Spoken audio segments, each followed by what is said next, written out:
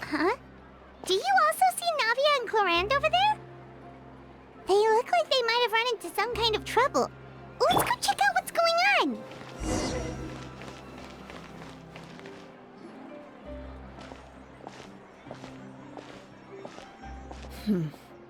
Still no dice?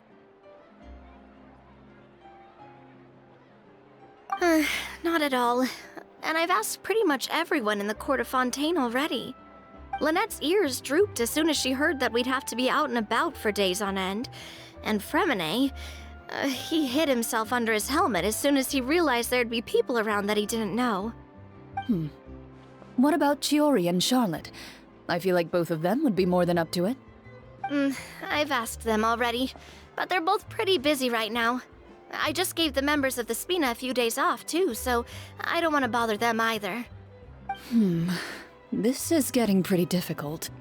Navia, Clorinde, what's up? Oh my.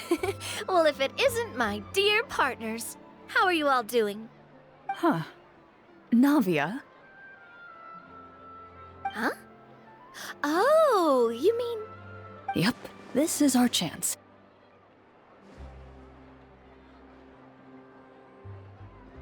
Do you need our help with something? Oh, precisely. My dear partners, we've got a huge problem right now that only you can solve. Whoa, for real? Absolutely. We've already exhausted all our other options. Traveler, Paimon, would you join us and play Marechaussee Hunter Judgment Day? Marechaussee what now?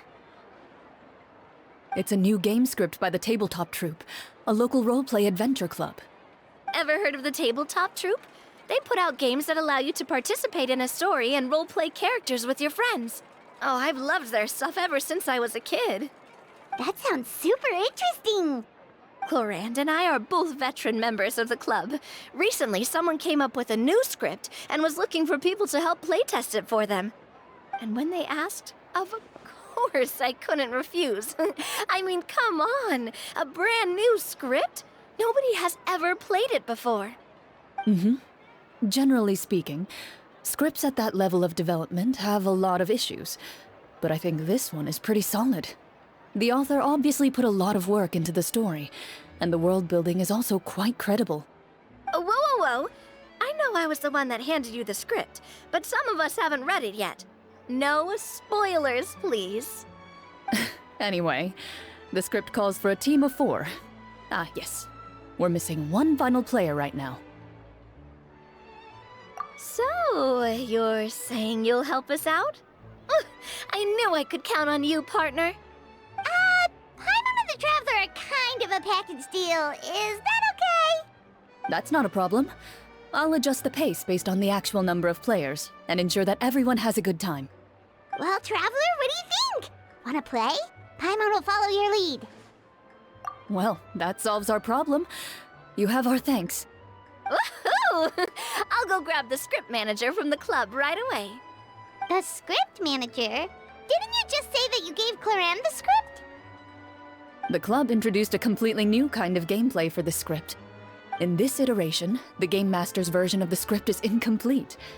The script manager provides the next part of the script only after players have completed the current list of objectives. On top of that, in order to increase player immersion, the club has created some of the story's sets and scenes in real life.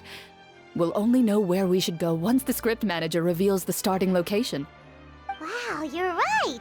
Whoever wrote this script really did put in a lot of work. And it's got a real healthy amount of suspense, right? I mean, even the GM doesn't know how the story will end. I look forward to experiencing it with you all. Why don't you go meet up with the others first? They should all be waiting at Chioria Boutique. I'll come over with the script manager as soon as I find them. Sounds good. Remember to always watch where you're going, and don't rush. You say that like I'm 6 years old or something. Let me think. What kind of character should I play this time? I just hope you'll pick up some useful skills this time. Oh, and stop trying to persuade every animal you come across.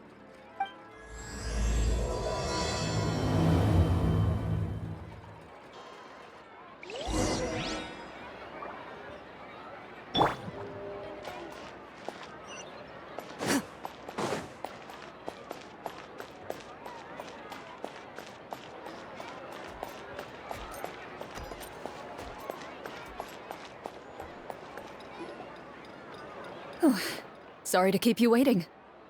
Ah, you're back! Huh? And you've got the Traveler and Paimon with you, too! What a pleasant surprise. I assume you'll be joining us for the game then? Linny, Farina! Paimon didn't know you were playing too. Are you also members of the tabletop troupe? I'm more of a casual member, if anything. I haven't taken part in many formal club activities. Lynette Fremine and I play something similar at the Hotel Bouffe Tété sometimes, but I'm usually the GM. Still, I'm sure it'll be fun being a player for the first time. I'm looking forward to it. Well, I'm not a member of the club at all. Clorinde simply woke me up first thing this morning, said there was a good script worth experiencing, and asked if I wanted in. If you're interested, I can give you a referral. That should give you a 40% discount on membership fees. I think I'll wait to see how this experience plays out first, especially when it comes to the quality of the script. If it's sufficiently fun, then I'll join. Do you participate in a lot of tabletop troupe activities, Clorinde? You could say that. She's actually one of the few senior game masters of the troupe. Ah, right. I knew about that even when she was still my subordinate. It's nothing. Really, just a small hobby of mine. Wow. Paimon's so used to seeing you be all upstanding and intimidating as the champion duelist. It's kind of hard to imagine you role-playing with a bunch of friends.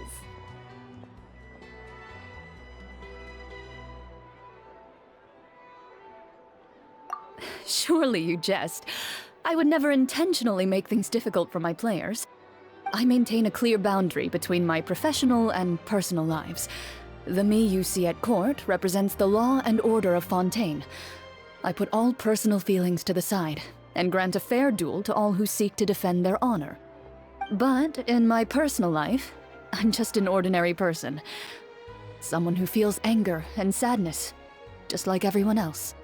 Well, you say that, but for all the time I've known you, I don't think I've ever seen you cry. I've seen you get angry, sure, but now I'm wondering whether you were actually mad or if it just looked that way from the outside. I was probably in work mode during those times. Is that so? Well, in any case, I just feel like even in your personal life, you don't get emotional very often. So you want to see me cry? That might be a little difficult. A show of anger, though, that might be something I could accomplish. No, that's not what I meant.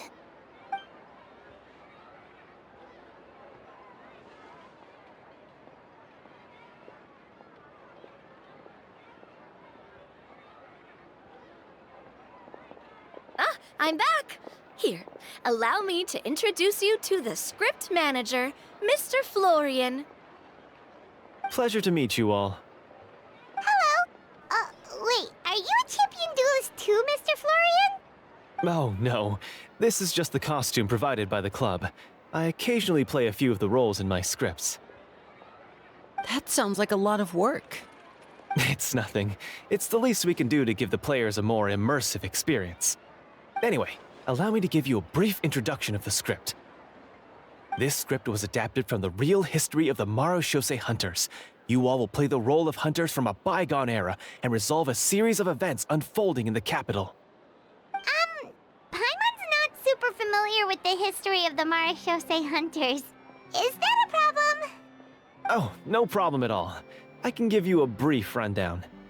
So, basically, Marechaussee Hunters were people who dedicated themselves to hunting monsters and protecting the city by using a special swordsmanship technique passed down over generations. Their story can be traced back to the ancient Remurian dynasty, as well as the first hunter, Cassiodor. But I'll leave the finer details for you to seek out and discover later. And I'll provide additional commentary as the story progresses. In that case, brave hunters, are you ready to set out on an unknown adventure? Whoa, just one sentence and it's like we're in the story already! Aha, I see many a determined gaze before me. Very well, head over to this location and begin your heroic journey. So, as we follow the story, it leads us to specific scenes? Ooh, sounds pretty innovative. What does the message in the envelope say? It's the exact location of the scene, as well as the formal permission to use the venue. Huh, seems like they have everything prepared. Please check all your belongings, everyone, and make sure you haven't forgotten anything. Once you're ready, please follow me to the designated location. Sounds good! Hunter Squad, move out!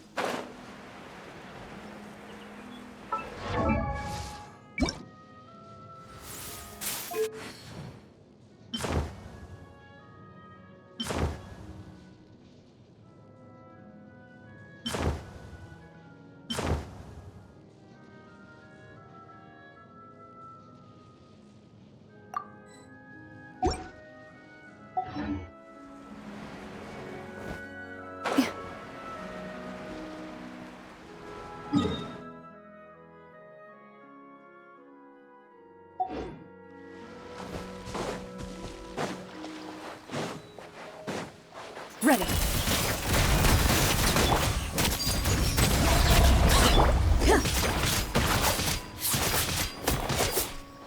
Coming at ya! Hey there!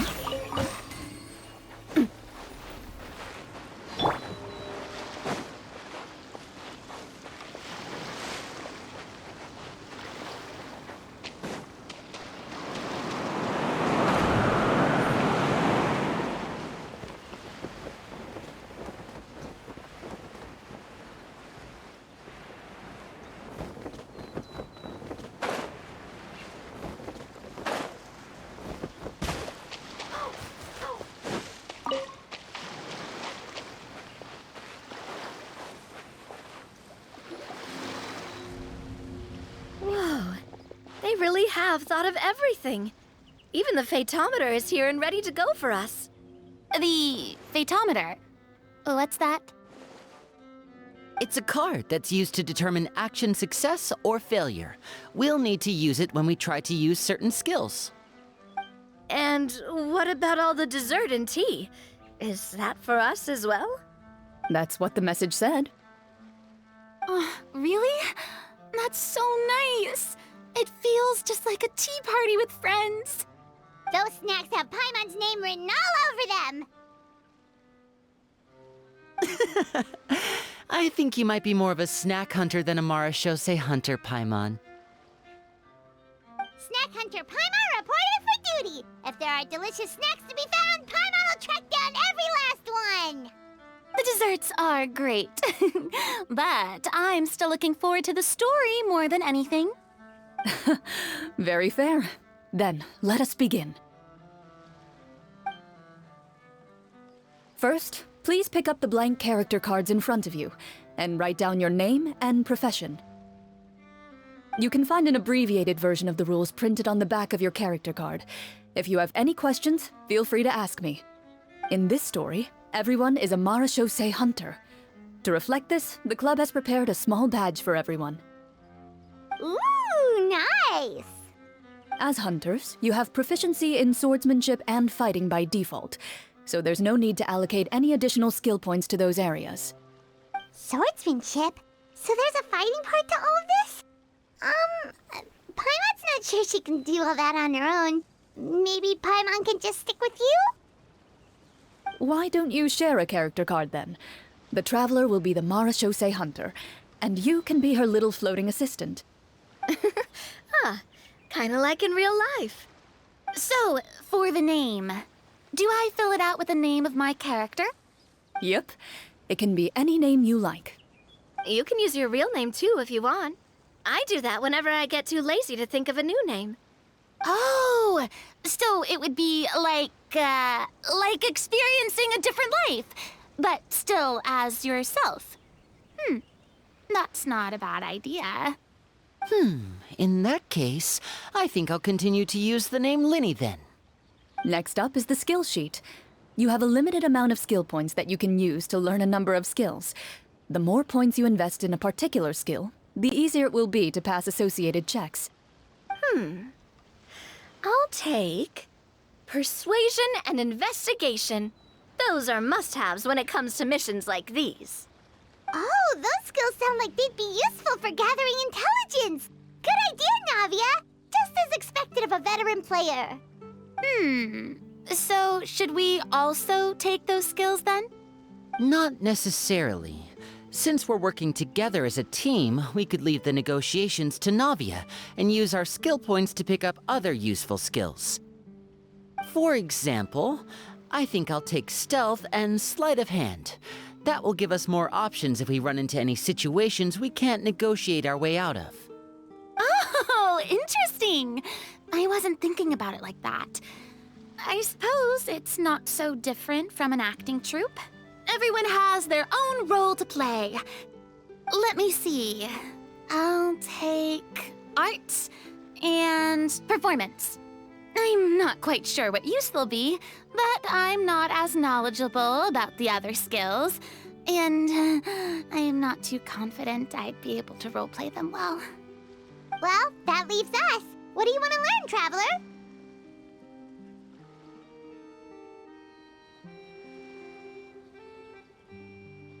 Oh, something that'll help you get a read on other people's thoughts. Sounds useful. Ooh, so you want to help people when they're injured. That's nice of you. So what do you think? Are you sure you want to learn these two skills? Let's see. Oh, looks like you each have enough points to choose one final skill. You've all picked such classic skills. It's fine to go a little bit out of the box, you know. Why do I get the feeling she's getting ready to cause trouble? For example, this one here. Summon. Doesn't it sound super mysterious and cool? Oh, I saw that one just now as well.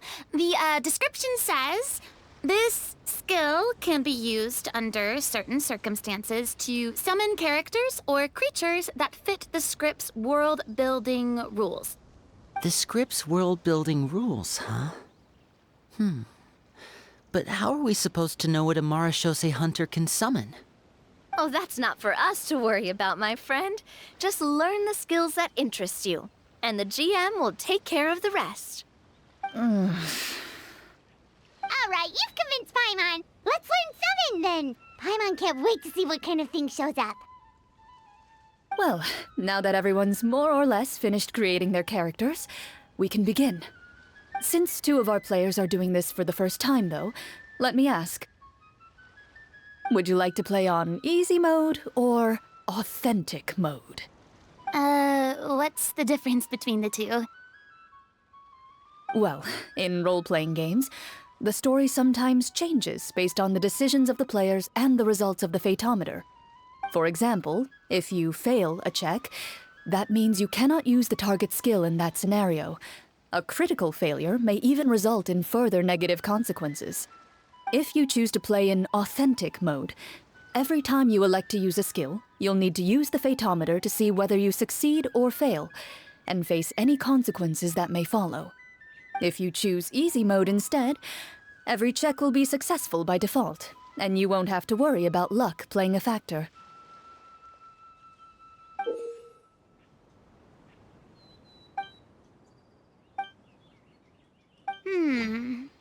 Given that I'd like to focus on the story, I suppose I should pick easy mode. I'd feel bad if I brought the team down by failing my checks. Huh? Oh, come on. Don't worry about that. RNG is the lifeblood of role-playing games. I'm going with authentic mode for sure. Never knowing what you might have to overcome. Ugh, doesn't that sound exciting? I'd rather be mentally prepared for what might happen. All right, then I'll mark down Farina for easy mode. All her checks will be successful by default. As usual, Navia and Linny will play on authentic mode. What about you, dear partner? How would you like to play? Are you sure? Trust me, you'll see the beauty of RNG. Honestly, I don't think Clorinde would make things too difficult for us, no matter what the Fatometer says. Isn't that right, Clorinde? No promises. That wasn't super reassuring. Well, anyway, enough talk. Let's get started. I want to experience at least a good chunk of the story today. Speaking of the story, why is the beginning scene on a beach? Well, that's because... a long time ago, back when human civilization was still in its infancy, powerful demons and evil sorcerers ruled over the land. They created a host of monsters and sent them to slaughter all humans in existence. Soon, a group of human rebels banded together. With their swords raised, they swore to brave the darkness, and in doing so, subdue each and every monster that sought their destruction. They became known as the Marachose Hunters.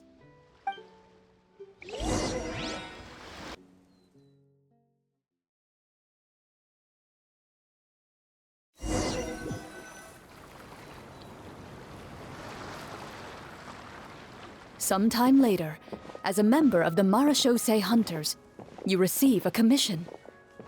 Following the address provided on the message, you take a boat and arrive at this strange city. As you inhale, you can taste the slightly salty air of the docks as you begin to survey your surroundings. There aren't many people in the vicinity, but you do take note of a few others who, like you, seem to be sizing up this place. Your eyes meet, and you realize these people are fellow Marachose hunters, likely led to this location after receiving the same commission as you. You're all Marachose hunters too, right? Allow me to introduce myself. The name's Navia, monster hunter by trade and helpful neighborhood businesswoman on the side. What say you to traveling together? We can help each other out on the road. Okay, count me in. My name is Linny. I've been wandering since I was little and picked up a few less than legal tricks along the way. I was adopted by a Marachose hunter and later chose to follow in his footsteps. Is this where you introduce your character to everyone? It sounds like they've done this dozens of times. My name is Farina, and, I grew up in a noble family. I always had a strong interest in performance and the arts. Even though I'm a Marachose hunter, what I really want is to be a performing artiste. Hey, that's really cool. You can do it, Farina. That's exactly how it's done. Paimon is Paimon, a good friend and companion to this Marachose hunter right here. I've been studying medicine ever since I was a child. I want to do my part to eradicate these monsters and use what I've learned to heal others. Oh, welcome, welcome. When we face the monsters, I'll make sure to charge in front to give everyone some cover. You can take care of the healing at the back. You open your envelopes at the same time. The message reads, "To the honorable and trustworthy Marachose hunters, our kingdom is currently facing a grave crisis. The lands outside the capital have been overtaken by monsters, and our people are being led astray by forces of wickedness. We beseech you, please help us resolve this crisis and return peace and stability to our home." Huh. The layout of this city looks super familiar. It kind of reminds Paimon of Mondstadt. The scriptwriter must have used a real-world city as a reference when coming up with the map. As experienced hunters, the layout of the city reminds you of places once traveled. You recall the sight of tree-lined streets and the gentle tranquility of days gone by. Yet, as you regard the city in front of you, it appears to be little more than an empty shell. Its hollow gates are open to you, beckoning you to come forth and bring salvation back to the town. I carefully read every line of the letter and turn my attention to the signatures at the bottom. Who issued this commission to us? You see a long string of unfamiliar names. It would seem that many of the residents of the city issued this commission together. They sensed that things were not right within the kingdom and sent a distress signal to the outside world. In that case, why don't we take a walk around the city and see if we can learn anything from the local residents?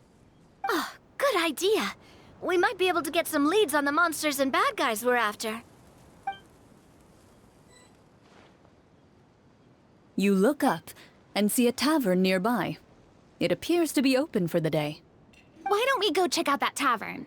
If the novels I've read are anything to go by, taverns are usually full of information.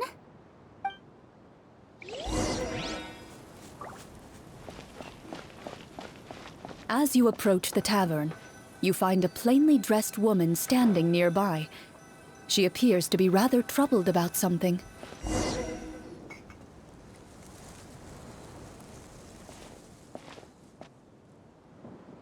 Greetings, friend.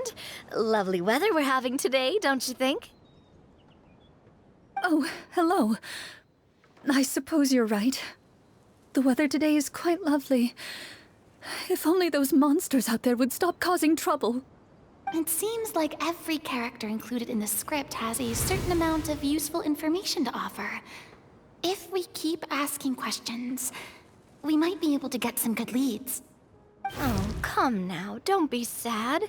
Life is all about optimism. Oh, that reminds me. What did you have for breakfast this morning? Huh? I don't think that's the kind of question we're supposed to ask. Nothing turns a frown upside down like good food. How about some macarons? I could make you some. You didn't even take cooking as one of your skill proficiencies. That's not necessary, miss. Excuse me for saying this, but you don't really look like a chef.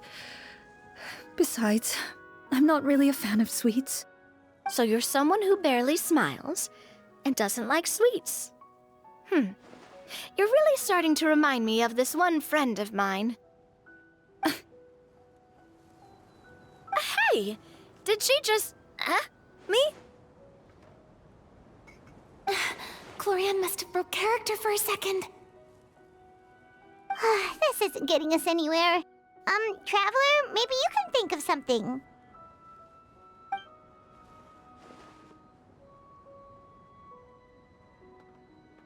The results of insight checks aren't disclosed to the players, so I'll be the one consulting the fatometer.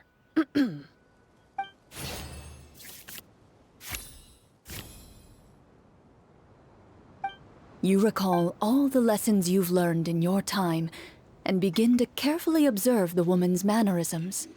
You notice that when she's quiet, she has an empty look in her eyes, as if her thoughts have drifted to a place far, far away. And when she speaks, she often subconsciously reaches out to touch the ring on her left hand. So you noticed. That's a little embarrassing. A horde of monsters suddenly appeared near the capital recently, so all the guards were dispatched to fight them. Do you remember when those monsters appeared? I'm not completely sure. All I know is that my husband was dispatched to fight them 3 days ago. Do you know where he was sent? It all happened so fast. When we said our goodbyes, he couldn't even tell me where they were sending him. You have our thanks, friend. We'll find and defeat those monsters as soon as possible. We sincerely hope your husband will be able to return to your side soon. Thank you. Don't worry. We'll find him. Just try to remain optimistic and wait for good news. We don't always get to choose what happens to us. But we do get to choose the little things, like what we eat and how we respond to the things life throws our way. I hope that one day, you too will recognize the power of something as small and inconsequential as a delicious dessert. I'll do my best. You bid farewell to the woman, and continue your journey further into the city.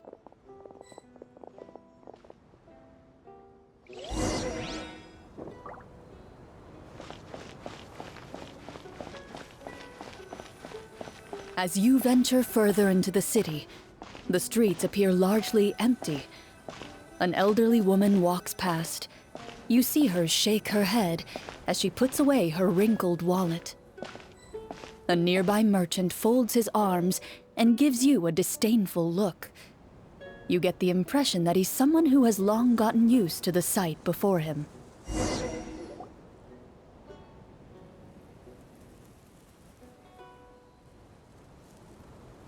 Although he doesn't seem very friendly, merchants are usually a good source of information, right? Pardon me, sir. I'd like to ask a question if I may. That depends. How much are you willing to pay? How about this much? What do you take me for? Some lowly beggar? You can't even buy half an onion with that amount. Surely an onion can't be that expensive, right? What do you know? War is nearly upon us. Everything costs several times what it did before. If you're not gonna buy anything, then scram. Whoa, what a nasty guy. Maybe we shouldn't even bother talking to him. But he still might have information we need. Traveler, can you think of something? Sir, we came to this city to solve the very problem you seem to be referring to. The war you mentioned, would it happen to be against the monsters outside the city? If you happen to be well informed and know a thing or two about what's going on, we'd appreciate it if you could share that information with us. After all, the sooner this problem gets resolved, the easier it will be for you to do your business.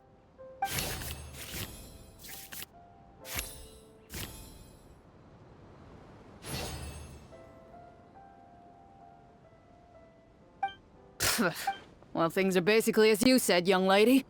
Those monsters are camped outside the city, and they've been destroying all our trade routes.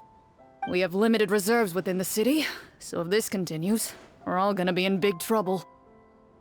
Wait, you're saying no one has put a plan in place to distribute supplies or maintain order? We could all starve, and those nobles in the palace wouldn't even break a sweat.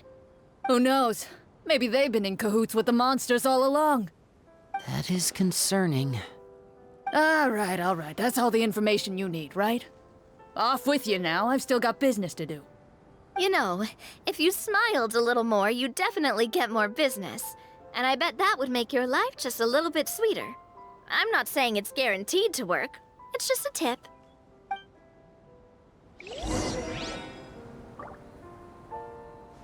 Should we try to go somewhere with more people?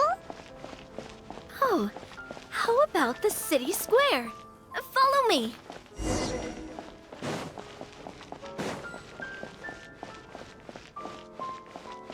Before you lies the city's central square. You see a man with a slightly anxious look on his face, pacing back and forth, his head hanging low. He doesn't seem to notice your approach. Still immersed in his own thoughts, he shakes his head and lets out a long sigh. This guy seems promising enough. Maybe I can get some information out of him. Hello, sir. Is there anything I can do to help you? Wait, you're... I'm... Oh, dear goodness! You're a Marashose hunter! You recognize us? Ah, are you one of the people who wrote the commission letter? Yes, yes! Oh, I didn't expect you to actually come! Oh, what great news! The city is saved! What happened here?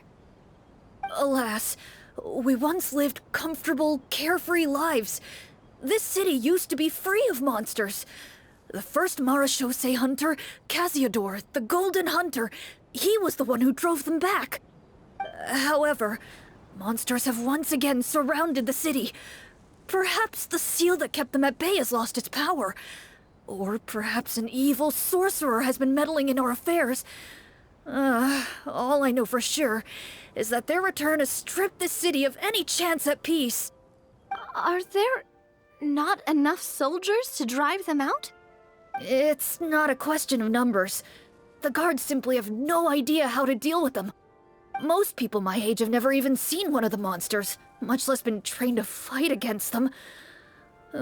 What's worse, many of us don't even know the history of the Marashose hunters anymore. When I was a child, though, my grandfather would tell me stories about how the Marashose hunters drove back the monsters. So, on the off chance that something might come of it, I decided to reach out to you. To be perfectly honest, I was starting to think all those stories were just tall tales. But now that I've seen you in person, I finally know that it was true! Well, you can rest easy, friend. The righteous and formidable Marashose hunters are on the case. The man is touched by your determination and resolve. His eyes begin to well with tears of relief. Still, if we are going to hunt the monsters, we need to know where to find them. Can you give us any leads? All I know is that the area outside the city is dangerous. I'm afraid I can't point you toward a specific location. Oh, although, if you leave the capital through the main gate and follow the road, you should run into a group of guards. They might know more about where to find the monsters. I see. We'll go look for them then. All right, be careful. Oh, and one last thing. The monsters outside the city are just part of the problem. There are evil sorcerers inside the city as well, so be on your guard. They're actively working with the monsters, and have corrupted the court ministers with malicious magic. They're the reason why, even inside the city, everything has been a giant mess. Even one of our kindest ministers has turned into a boorish and unreasonable figure, interested in nothing but enacting laws that exploit the people. Who knows how much longer we'll be able to go on like this. Talk about being stuck between a rock and a hard place. I feel bad for him. Maybe we should try to cheer him up? Hey! Not everything can be solved with food. I appreciate your kindness, but for now, it's more important to focus on the crisis at hand. Brave hunters, I leave the future of this kingdom to you.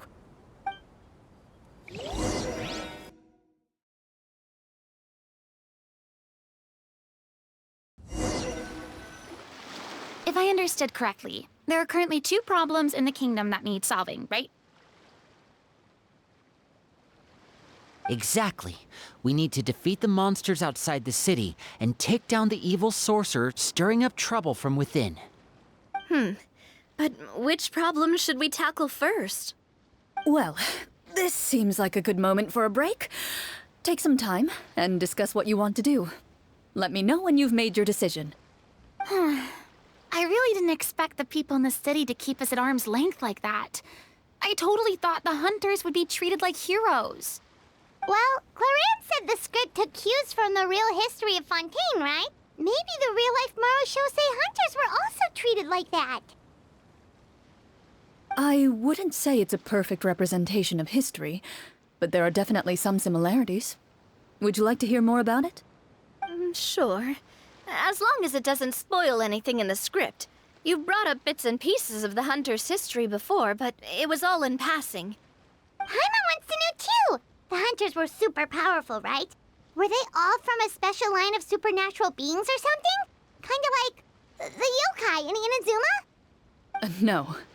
All Marachose hunters were ordinary mortal fighters.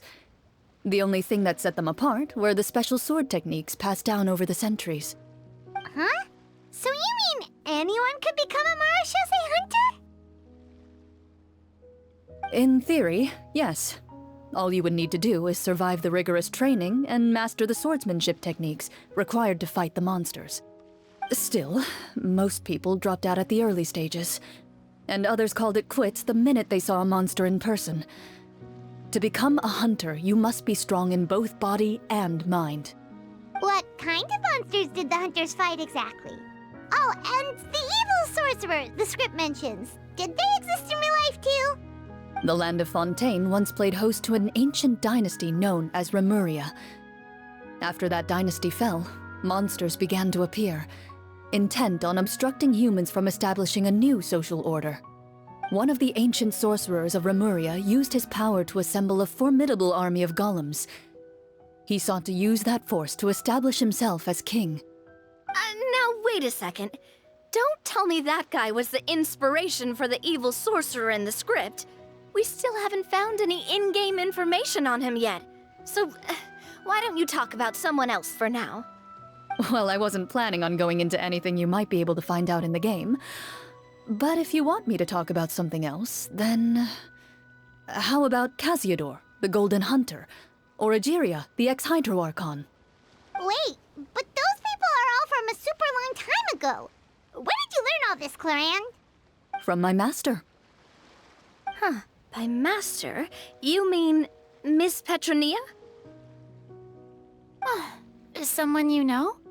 Absolutely. Miss Petronia and my father were good friends. Back in the day, she would often bring Clorinde over to play, but then... Let's not get off topic. Anyway, back to what I was saying. Responding to Egeria's call, a number of warriors followed Casiodor into battle against the monsters. This group of warriors, under Casiodor's leadership, became known as the Marachose Hunters. Yet, as Fontaine entered an era of peace, their work gradually became obsolete. The Marachose Phantom, originally an association made up of hunters, eventually came to be predominantly comprised of Melusines. Ah, I see. That explains why most of the people in the script have forgotten the hunters or think of them as nothing more than a legend. Is that really a bad thing, though? It can get tough always being the one shouldering everyone's expectations. Depends on who you ask, I suppose. If the name of the organization no longer commands respect, investigative work is bound to suffer. Speaking of investigations, which problem should we tackle first? Monsters or evil sorcerer? I vote monsters. That's the main duty of the hunters, right? We can come back to the sorcerer later. Well said, Miss Farina. Plus, if the sorcerers really are the masterminds behind this whole thing, defeating the monsters could give us some clues on their intentions as well. What about you, partner? What do you think? It's decided then. All right. After some discussion, you decide to turn around and head out of the city.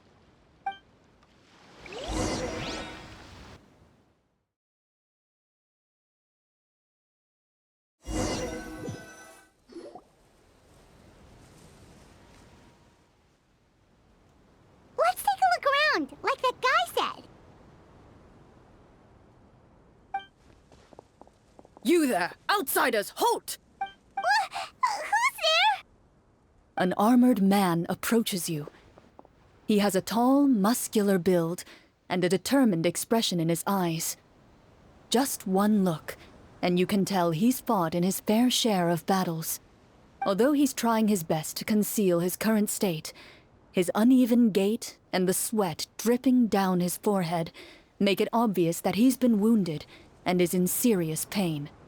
I'm the captain of the guard. I saw you sneaking around the city earlier, so I'll only ask this once. State your purpose, or it's off to the dungeons for the lot of you. Wow, it's been a while since someone's been this suspicious of us. I said talk, not whisper between yourselves. Have you ever heard of the Marachose Hunters? Marachose hunters? Ha!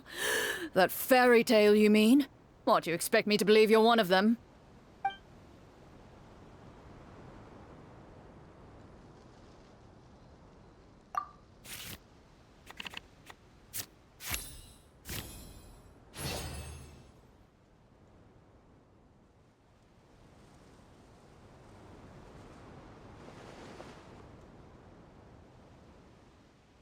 Using your knowledge of medicine, you're able to deduce that the injury on his calf was a monster's doing, and the wound has already begun to fester. As you check him over, he looks at you with suspicion and retracts his injured leg further back. I'm a doctor by trade. Please let me redress your wound. You don't have to suffer like this. The man appears somewhat disgruntled at having been exposed, but soon relents and raises his leg for you to take a better look. He allows you to apply a poultice of specialized medicine to the wound, and it appears to bring him much relief. The tension in his brow eases. All right. Guess you lot might actually be real Marachose hunters after all. In any case, you've successfully treated my wound. So, what do you want to know? Do you know where we can find the monsters, or the other guards who are fighting them?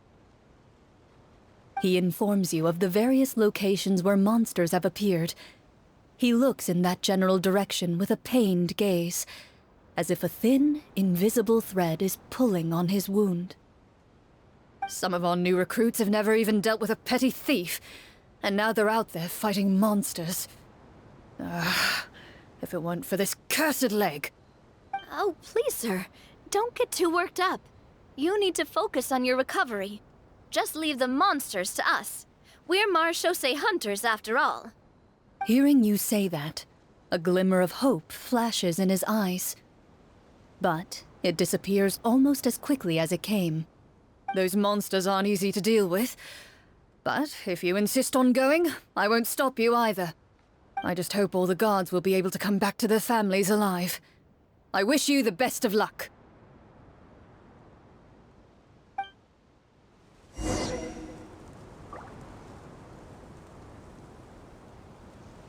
Based on what the captain said, the monsters should be right up ahead.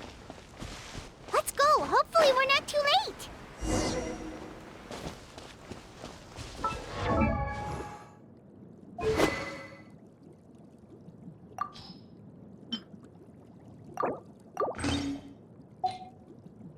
As you approach the battlefield, you see numerous people lying by the side of the road.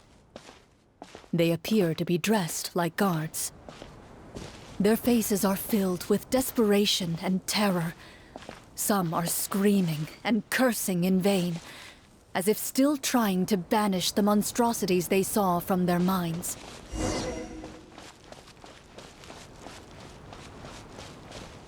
A few of the wounded look up at you in shock and disbelief. Quick, leave this place. Turn around and don't look back, they yell.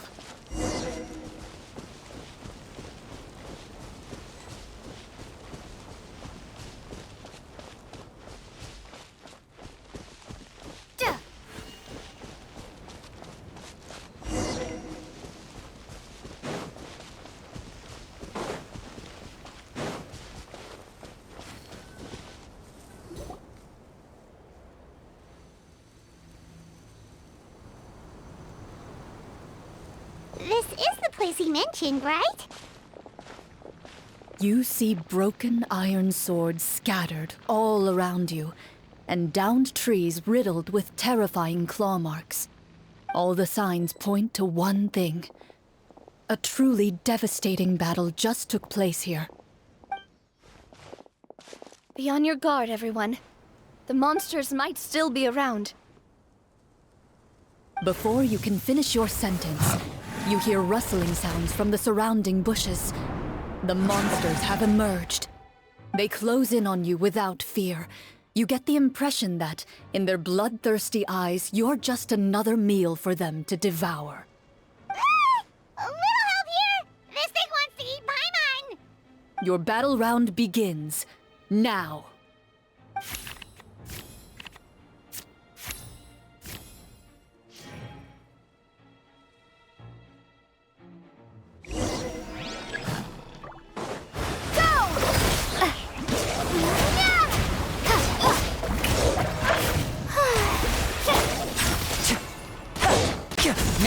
disappear. Coming at ya! Attack! That's the way. The next battle round begins now.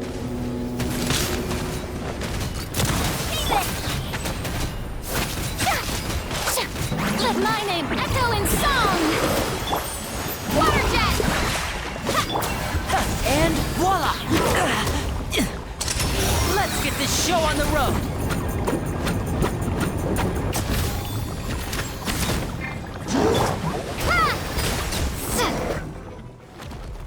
The monsters let out a terrifying roar of anger and resentment before dissipating into thin air. Oh, thank goodness it's over. We're lucky the Marashose Hunter class came with all those preset skill points. Otherwise, we would have been in some real trouble. I never knew the Fatometer even determines the amount of damage you inflict. If you get unlucky, isn't it just game over right then and there? That's part of the fun. The uncertainty of fate is what gives these games their appeal. Just as you begin to celebrate your victory, a suspicious lump on the ground catches your attention. A suspicious lump? Wait, could it be the thing that appears after every battle? I walk up to it, crouch down, and begin to carefully examine it. I've still got my right glove on, so it should be fine for me to touch it, right?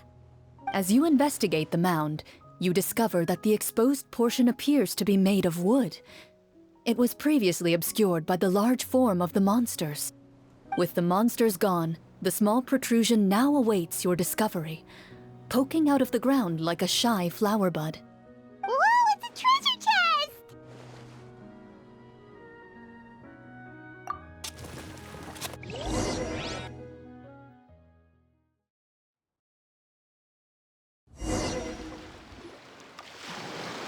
With everyone's help, you successfully excavate the wooden chest from the ground.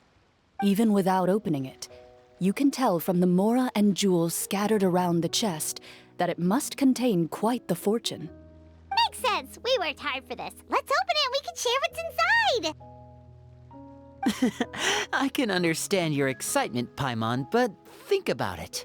Doesn't it seem like there are people out there who need this treasure more than us? Yeah. Think about all the people suffering in the capital. Or all those guards who got hurt fighting the monsters. Wouldn't it be better if we gave the treasure to them? Wait, is that how it works? Paimon thought since we were the ones to dig it up, we could just take it for ourselves. Well, let's put it this way. Any decision you make during a role-playing game can impact the future course of the story. But would the people really believe us? It's hard enough for us to prove we're Marashose hunters. What if they think we procured the treasure illegally? They might get even more suspicious of us. That's definitely something we should consider. Maybe we can come up with an explanation in advance. Well, if donating it could cause that much trouble, why don't we use it to buy some gear and fill up on good food? Then we'll be ready to fight even more bad guys. Looks like you're facing a difficult choice once again. Well, it's getting late. Why don't we call it a day for now? Wow, where did the time go? I'm not sure if it's because I'm having so much fun with you all or because the story is particularly enticing, but I feel like I could almost keep going. Here, here. Ooh, how about we play through the night? I'm not sure I'll have enough energy for that. Yeah, that won't work for me either. Lynette will give me an earful if I get home too late. I understand how you feel, Navia, but we have to change venues for the next part of the story anyway. Huh? Another location? Mm-hmm. There's a special note for the GM at the end of this section that says to proceed to an indoor set for the next part of the script. Whoa, they really pulled out all the stops for this new script. Well, even if we end the game for the day, we can still stay a little longer and hear Clorinde finish her story, right? Paimon wants to hear more about the history of the hunters. Something tells me you just want to finish the free desserts before we break for the day. That's just a coincidence, okay? Besides, the Paimon not finishing free food feels even worse than having to buy your own. And anyway, Paimon really does want to hear more about Clorinde's master. Well,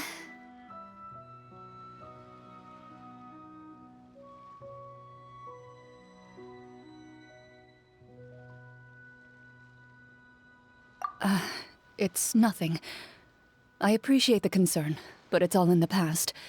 It won't do any harm to share these things now.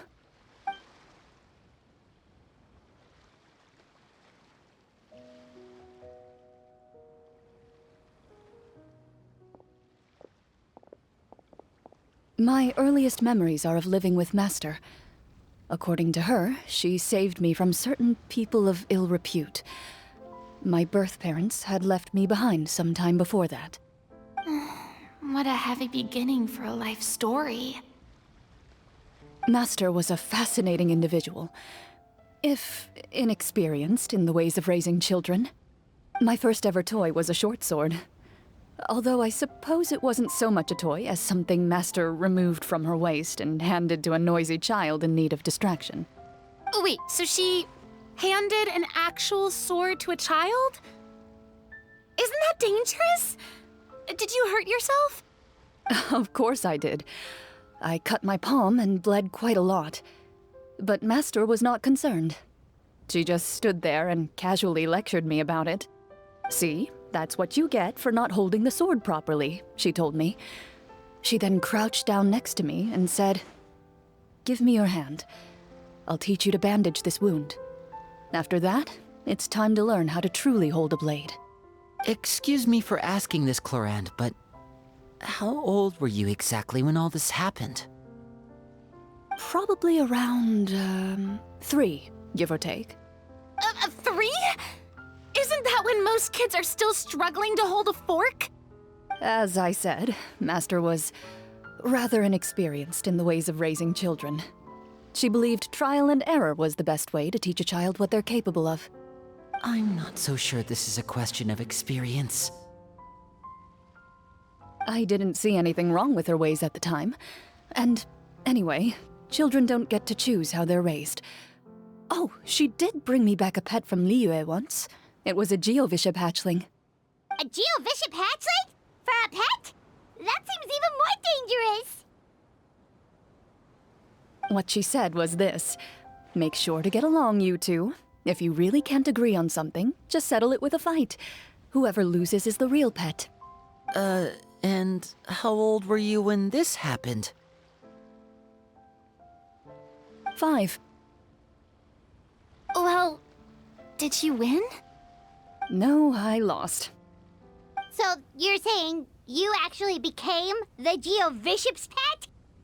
Yes, but only for a week. By the end of that week, I defeated it in combat, and we've shared a cordial relationship ever since.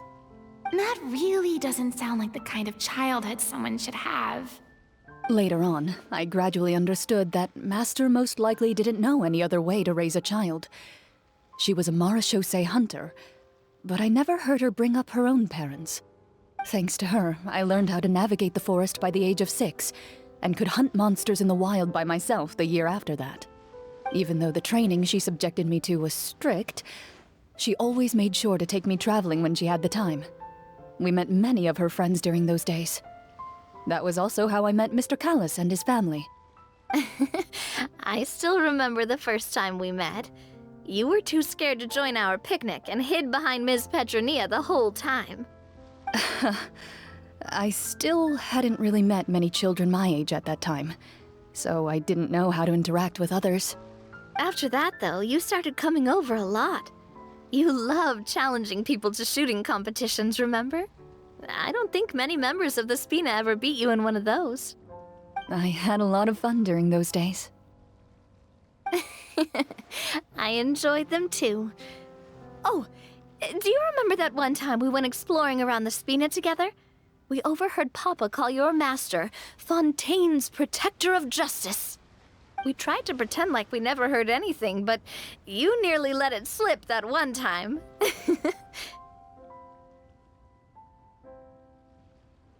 protector of justice.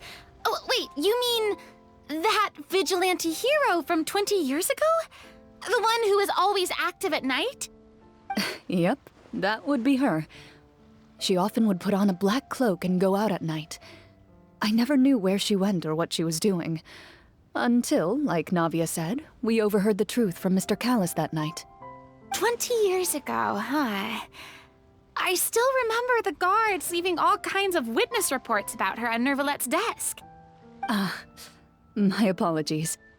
Oh, there's no need to apologize. You had nothing to do with it. And anyway, everything she did was for a good cause.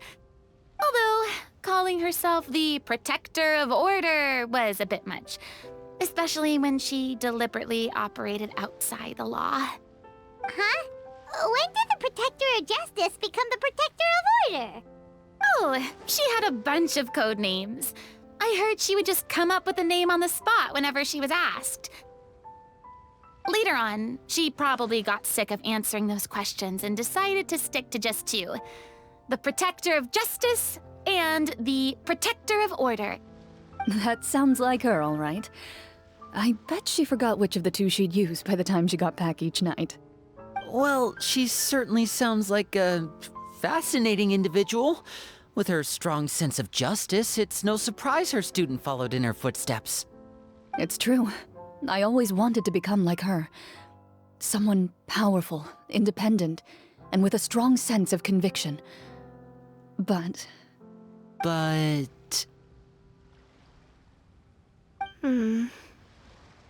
She suddenly disappeared the night I turned 10 years old. Disappeared? What happened? I have no idea. She didn't even leave a note. I was never able to find out where she went. That night, I was celebrating my birthday at Navia's house. But Master never came to pick me up. When I returned home on my own, it was to an empty house. When she still didn't appear after a few days, I went to Mr. Callis's house to ask about her whereabouts. But he only shook his head. Papa probably didn't know either. I know he sent a few people to investigate the matter in secret, but they never found any credible leads. Don't worry, I understand. To be perfectly honest, given Master's personality and way of doing things, it all made a lot of sense. If I had to guess, I'd say she probably used it as an opportunity to force me to become independent. Just like how, when a litter of kittens reaches a certain age, the mother willingly leaves them behind. Were you upset, Clorinde?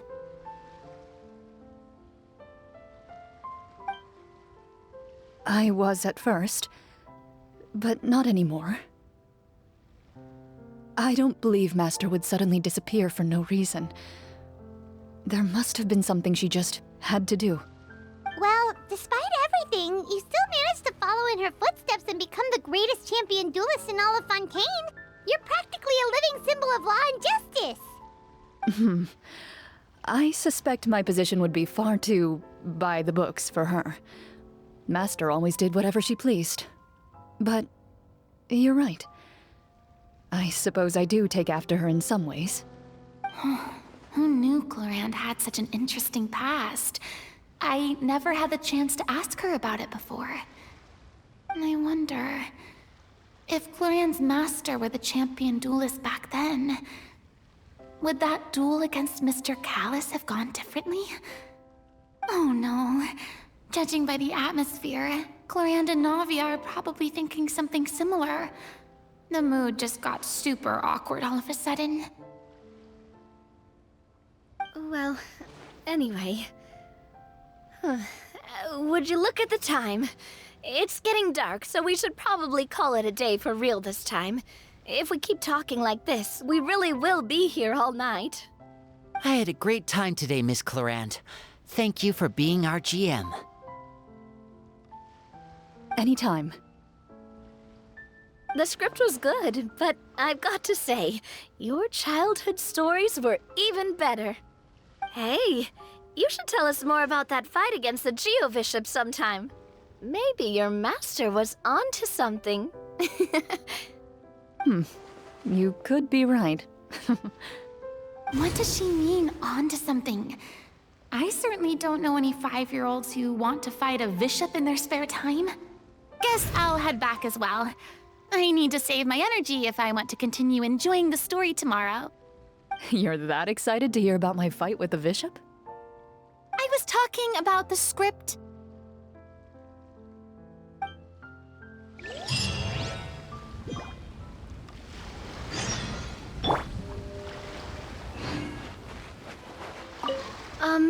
Just between the two of us, could you tell me what it was like to be the Geobishop's pet? It was nothing special, really. Geobishops don't understand the concept of a pet. So basically, it just headbutted me whenever I entered its territory. And that hurt? Yeah, it hurt. What, something you want to experience for yourself? Oh, I'm good. Thanks.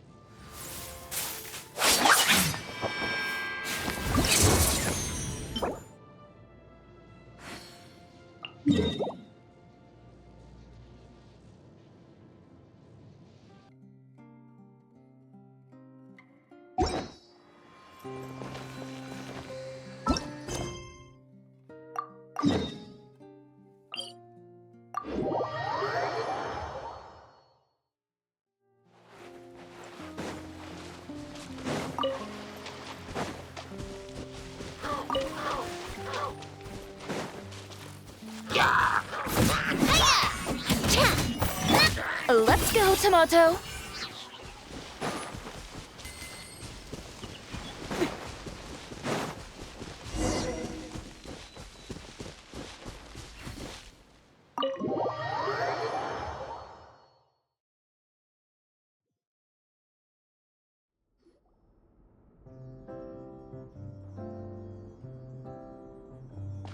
Looks like everyone's here. Now, before we begin, why don't we finish where we left off yesterday? There was an important decision to be made, yes? I'll pour everyone a cup of tea. Is that really the most important part, though, Clorinde? Paimon's more concerned about our current surroundings. Heavy walls, cold railings, dim lights. This is obviously supposed to be a prison. I admire the work put into the set. Still, it's obvious the scriptwriter has never paid a visit to the fortress of Meripede. So the set is going to be a part of the script? Unfortunately, that is something I can neither confirm nor deny. Anyone think Clorinde's smile is starting to look kinda scary? Well, whatever happens, we'll just have to push on. But first, we should really figure out what to do with this treasure. If we're worried about arousing suspicion because of our identity, why don't we give ourselves a different name, just like Clorinde's master did? Yeah, it might be better to keep a low profile. As long as we're helping people, it doesn't matter who we are or what we're called. Staring at me won't get you anywhere. Or did you want some more tea? Oh, Paimon's good. Thanks. Why aren't you saying anything, Navia? Wait, what's that next to you? Oh, this is the short sword Clorinde mentioned last night. I found it. Huh. I'm surprised you managed to track it down after all this time. Well, I made sure to take good care of it, considering the circumstances in which you gave it to me. Of course I had to keep it safe. Anyway, where were we? Oh, right. I was just thinking about all the potential ways for us to break out of prison. We could dig a tunnel, or try to bribe the guards. Wait, we haven't been thrown into prison yet, have we? Well, it's only a matter of time. It pays to be prepared. Just like how you should always have an umbrella on hand, even when it's sunny. Alright, Paimon's made up her mind. Let's just give the treasure away. Paimon may have wanted to keep it, but if it's going to land us in prison somehow, Paimon will be too upset to enjoy her snacks. So, you've reached an agreement? All right then, we can continue with the story. Oh, and we'll collect all the scattered pieces of treasure on the ground as well. All right. You collect the treasure and make your way back to the capital with your bag of loot in hand.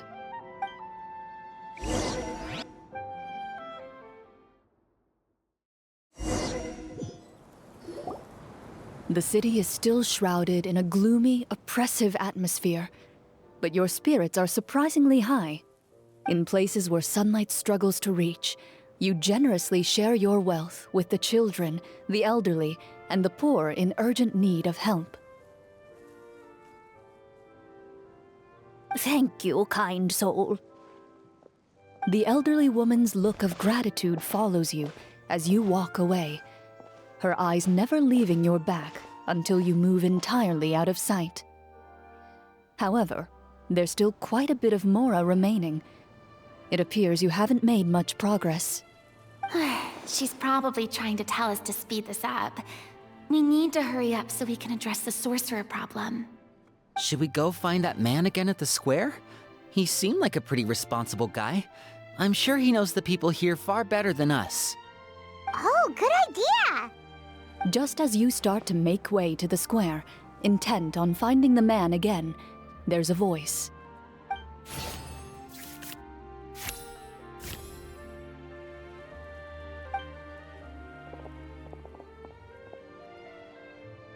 Please wait, distinguished guests.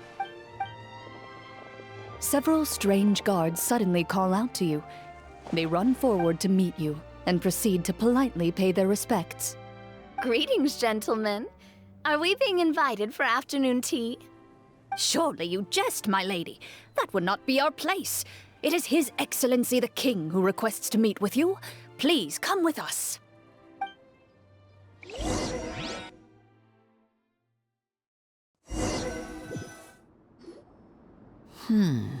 Do you think this could be a trap? Well, we have to investigate the court at some point, right? Meeting the king himself would be a fantastic opportunity to do that. I say we go for it. If something happens, we'll just turn the whole place upside down. That sounds a little intense. After a quick discussion, you nod to the guards and agree to follow. They lead you all the way to the audience hall of the palace. Gilded tables line both sides of the hall. The space itself is adorned with all manner of expensive antiques, glass shelves, and silver candlesticks. The items appear quite ordinary in size and dimension, yet their presence somehow makes the emptiness of the hall feel even more surreal and ominous. Wow, it's so luxurious! The elderly king, clad in a magnificent robe, sits upon the deep crimson throne before you. He wears above his head a majestic crown, with a gemstone the size of a bird's egg set right at the very front. As you observe it, you see a complex pattern of light reflect off its surface. Ahem. They're here, Your Majesty. A man dressed in dark clothes, likely a minister, shields his mouth with his hands and bends down to whisper a few words to the king. After a moment, he lowers his hands and stands back up. His gaze shifts to fixate on your group, but he does not move from his place at the king's side. The king does not appear entirely aware of his surroundings. The man by his side, though. We should keep a close eye on him. The king remains still and says nothing. The minister is the one who speaks. Esteemed guests, allow me to thank you for coming to our faraway kingdom. Unfortunately, His Majesty the King finds himself quite exhausted from work. So please allow me, his Prime Minister, to welcome you in his stead. I've heard tell that your group, the Marechaussee Hunters, used your exceptional ability with the sword to repel the monsters near the capital. Such a great deed deserves to be rewarded. However, seeing that I was not fortunate enough to observe such a feat with my own eyes, you'll forgive me for seeking to verify the truth by speaking to you myself. Well, we've got nothing to hide. You brought us here to talk, right? So we'll just explain what happened.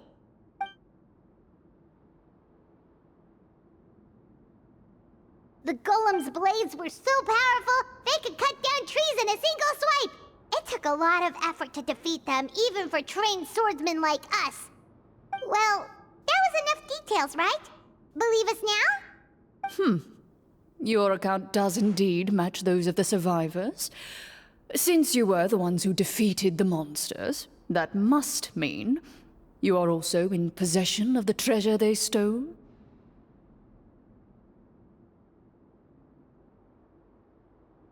Well, we did take the treasure, but... How did he know about the treasure? Then I must ask that you return it at once. It belongs to the kingdom. Wait, but didn't you just say that our great deed deserved a reward? Shouldn't the treasure be considered a part of that? Yes, that was indeed what I said. But you seem to have forgotten a very important distinction. Only that which is freely given by the king can be considered a reward. Taking the rightful wealth of a kingdom without said permission, on the other hand, is a crime. But that's completely unreasonable. Yeah, that makes no sense! If it weren't for us, the treasure would still be buried underground somewhere! Maybe so, yet the fact remains. You tried to dispose of the treasure without reporting it to the court and without receiving permission, yes? What, no answer? Surely you're not insinuating that you, a group of legendary marechaussee hunters, sought to take the treasure for yourselves? Well, what about the king? Is he just gonna let this guy talk for him the whole time? Clad in his magnificent robe, the king remains seated, with his hands resting on either side of the throne. His posture is rigid and unmoving. He stares forward with an empty look in his eyes, completely unmoved by the events before him. From the look of things, could the Prime Minister be the evil sorcerer? Or could both the King and the Prime Minister have fallen under the evil sorcerer's control? I would like to observe the number of guards stationed in the hall. The guards in the palace appear fully armed, their expressions solemn. Sensing the tense atmosphere in the room, they stand at the ready, each with a hand placed upon the hilt of their sword, as if prepared to draw their weapons and surround you at a moment's notice. Well, there goes my plan to turn the whole place upside down, I guess. It appears we've been visited by nothing more than a group of ill-intentioned imposters. What a pity.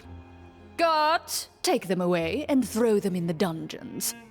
Before I decide your fate, however, I must first determine whether you have any accomplices outside the court. Can't we try to slip away? Or maybe start some kind of riot? But if we try to fight the guards right now... Don't worry. At least we figured out who's behind all this. Let's just play it by ear. If you're scared, Paimon, just hold my hand. Thanks, you guys. You allow yourself to be led away by guards surrounding you on both sides. It's only when you begin to feel drops of water falling from the dungeon ceiling and smell the stench of death and decay all around you that you finally realize you've stepped into a completely different world. Stay here, and don't try anything funny. The guards lock the cell door and leave without looking back. Wait, sir! Your voice echoes through the dark hall, but the only response you receive is the sound of water dripping from the ceiling. No! What should we do now? Carve out a new path of fate with our own two hands, of course. I draw my weapon. You reach toward your waist, but find nothing there. You now recall that your weapons were confiscated before the guards locked you in the cell. The bag of treasure along with them. What about that knife I hid in my boot? When did you hide it in there? When I was thinking about digging a tunnel. Rejected. You failed to inform the GM of this course of action. Moreover, the guards would have conducted a thorough search before throwing you in prison. And the keys to the cell aren't anywhere to be seen? Correct. You don't even feel a lock hole on the cell door. Oh, well, there goes all our plans. Indeed. Huh? Why are you the one saying indeed? Because that statement holds true for me as well. This is where the script ends. What? But that's a terrible ending! Generally speaking, this should be the point where the scriptwriter gives the players some kind of hint, or gives the GM some kind of code for how to move forward. I mean, maybe they just really wanted us to be immersed in the feeling of being in prison? Like, they'll only show us the way out once we've grown truly and utterly desperate? That is a possibility. If only there were desserts and tea in real prison. Oh, wait, guess it's kind of how the Fortress of Meripede works if you're lucky. Oh, before I forget, Navia, the short sword you had with you earlier. I took a closer look, and the craftsmanship doesn't appear to resemble anything from this era. If I remember correctly, that style was last in vogue several hundred years ago. Wait, Clorinde said that sword used to belong to her master, right? Does that mean her master has been alive that long? I doubt it. The way she went about things often made her seem childish more than anything. I'd say the sword was most likely an heirloom passed down over time. Hang on. A precious heirloom passed down to you by your master. And you gave it to me just like that? You weren't worried I might lose it? Master left many things to me when she disappeared. There was the sword, an old key, and a good amount of junk she probably just didn't want to take with her. I gave you the sword back then, because I didn't want our friendship to end. Wait, when did this happen exactly? After the duel. Between Mr. Callis and myself. Before that, Clorinde would have meals with us and even stay over at the Spina some days. She was on great terms with Papa as well. After the duel, though, there was a period of time where we simply didn't know how to face each other. She entrusted this sword to me, and never came back. We were both sad, and conflicted, and totally overthinking everything as a result.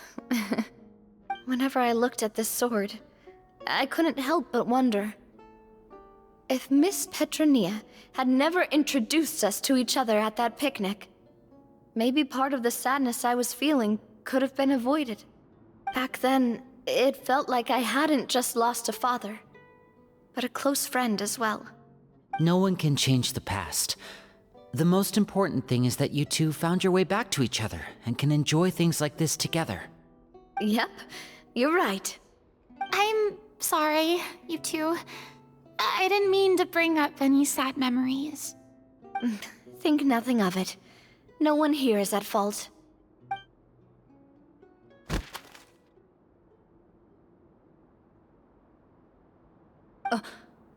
Huh?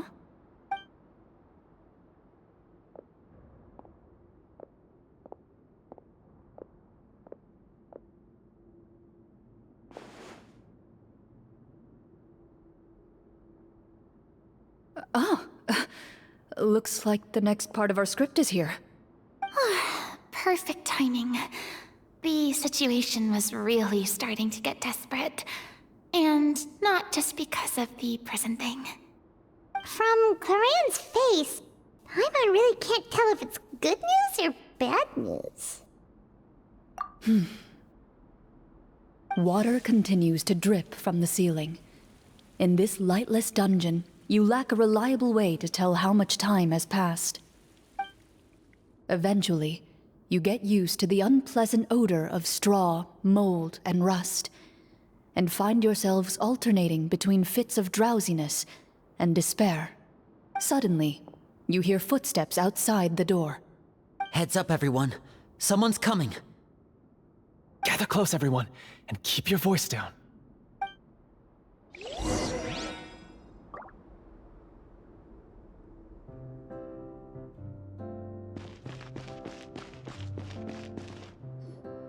Who are you? I work as a guard in these dungeons, but my true identity is the same as your own. I'm also a marechaussee hunter. Huh? Shh. I've already sent away the other guards, but if we make too much noise... I understand, but how can we be sure we can trust you? The king has issued a formal decree. In light of the irrefutable proof of your crime, you're to be executed before tomorrow's sunrise. If you want to escape, it has to be now. Executed? We barely did anything! Monsters appearing at the same location as the treasure. Could this entire thing have been a trap? There will be time for speculation once we're out of here. As for my identity, I have no way to prove that to you just yet. Infiltrating the capital was difficult, and finding a chance to speak with you has taken a lot out of me. I could go on, but I think we can all agree that now is not the time for details.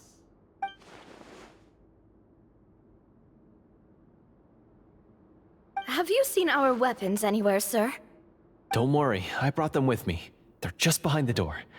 Still, these weapons alone won't be enough to defeat the true enemy behind the scenes. His faction is too powerful. The guards are all under his control, and he's even stationed a number of golems in various rooms throughout the palace. To defeat him, you must find a secret vault. It is said that within that vault, the marechaussee hunters of the past left behind a treasure with the power to defeat the sorcerer. You're not coming with us? No, I'll remain in the dungeons to deal with the guards. I'll try my best to distract them so they don't go after you. As long as my identity is not revealed, I'll be able to aid you when the final battle comes. In that case, please stay safe. Thank you for your concern. I will do my utmost. As for the location of the vault, here, this map should lead you there.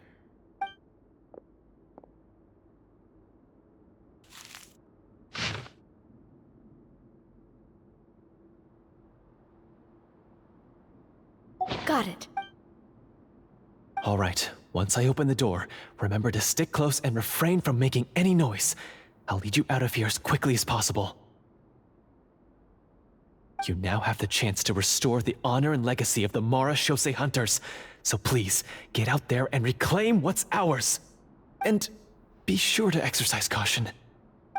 With the help of the guard, you successfully escape the dungeons. Your sense of despair and anxiety both seem to fade as you continue your quest.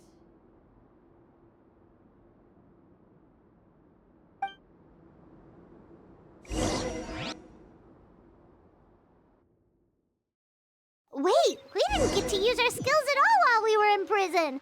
Who knows when we're gonna get the chance to use that cool summon spell? That is a pity, but we can only continue to move forward.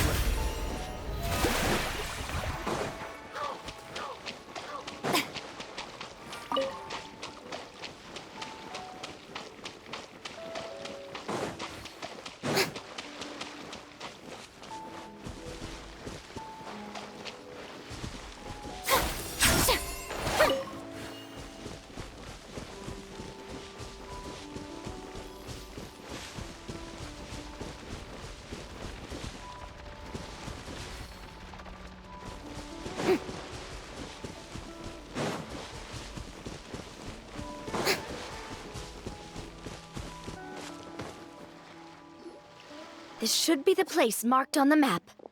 This bit of rock certainly looks suspicious. Well, I'd say an investigation's in order then. Plus, if all else fails, we can just blow it up. Wow, you really meant that!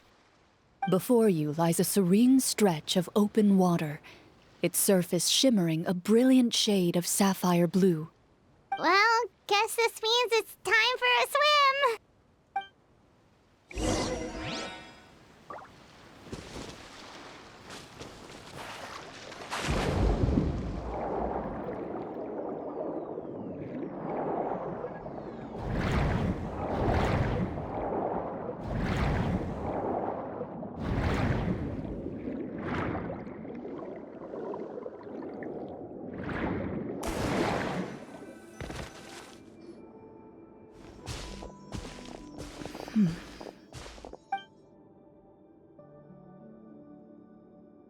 What's the matter?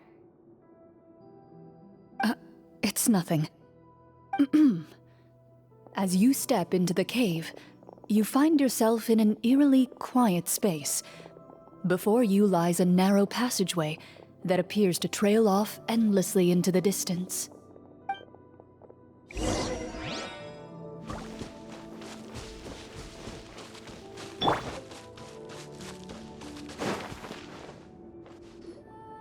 Wow, this must be where the treasure is hidden.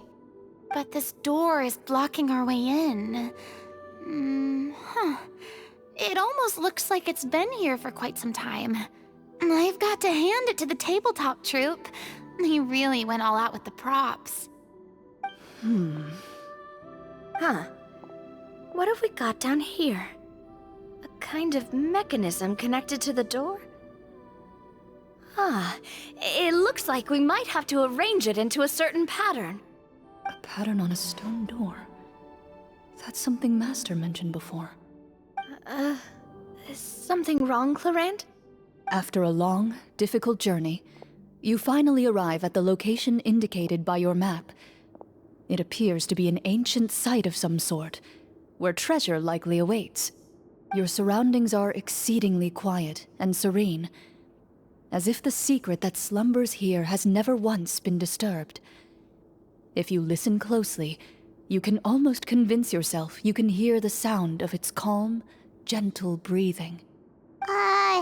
That description makes Paimon feel kinda bad for disturbing this place. We're doing this for the sake of the people, to free them from the evil sorcerer. I say it's time for this treasure to once again see the light of day. Linny's right. We need to keep going. The future of the kingdom depends on it. The next part of the story requires us to solve the puzzle, right? Let's start exploring the area. Yes, that should be fine. Something feels off about all this. Guess I'll just have to improvise.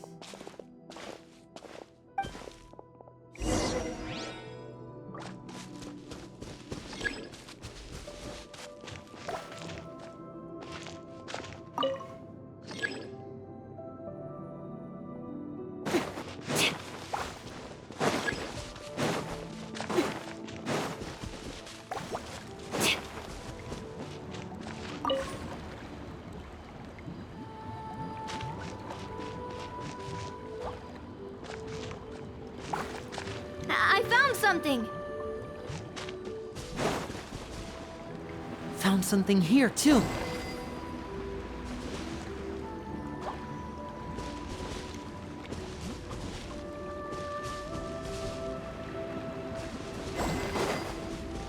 Same here.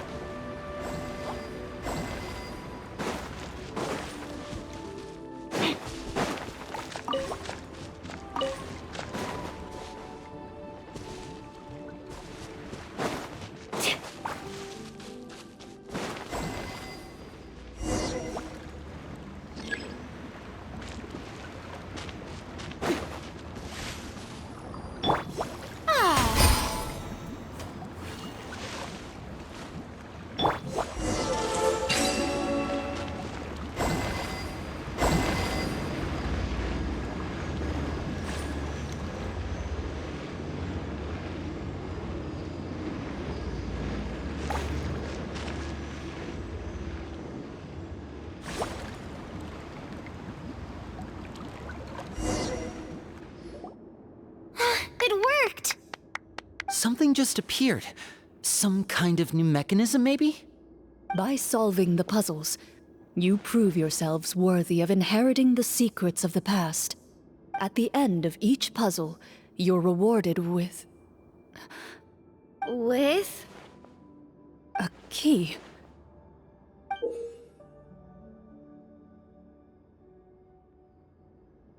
Oh, it must be the key to the big door. Huh? This is one of the Marechaussee Hunter keys that are passed down from generation to generation.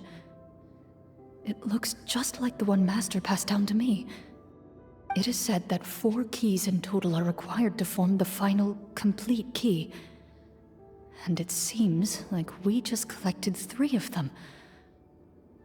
That must mean... Huh?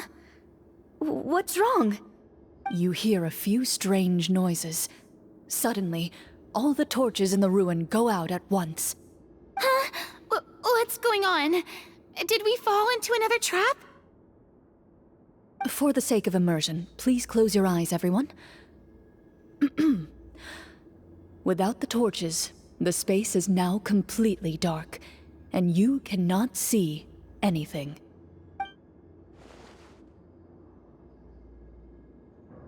But Paimon can still see a little bit over here. Oh, right, sorry. Suddenly, you hear the sound of footsteps pierce through the darkness. There's someone else here?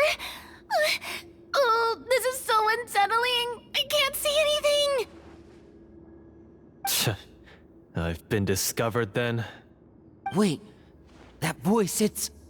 You recognize the voice as belonging to the guard who led you to this place. It appears he now covets the treasure for himself, and has come to stake his claim. Oh, so this is just part of the script. Then I can probably relax. Well, if we can't see anything, that means we can't fight to the fullest of our abilities. Should we retreat for now? Judging by the way he's holding his sword, he must be a real Marashose hunter. But this isn't part of the script. Retreat? That's not the hunter way. If it's dark for us, then it's dark for him. We choose to fight. Your choice is noted. Please keep your eyes closed until I tell you the torches have been relit. This battle will be in the dark. You got it! Well then, let us begin.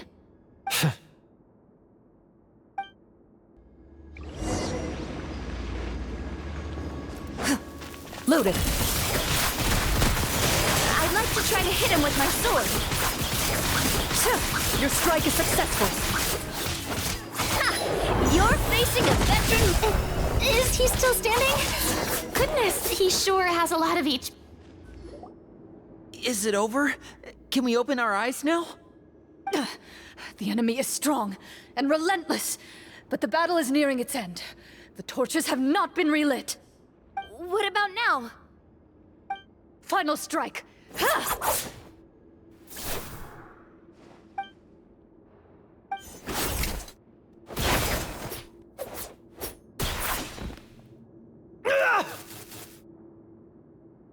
Oh, well, did we get him?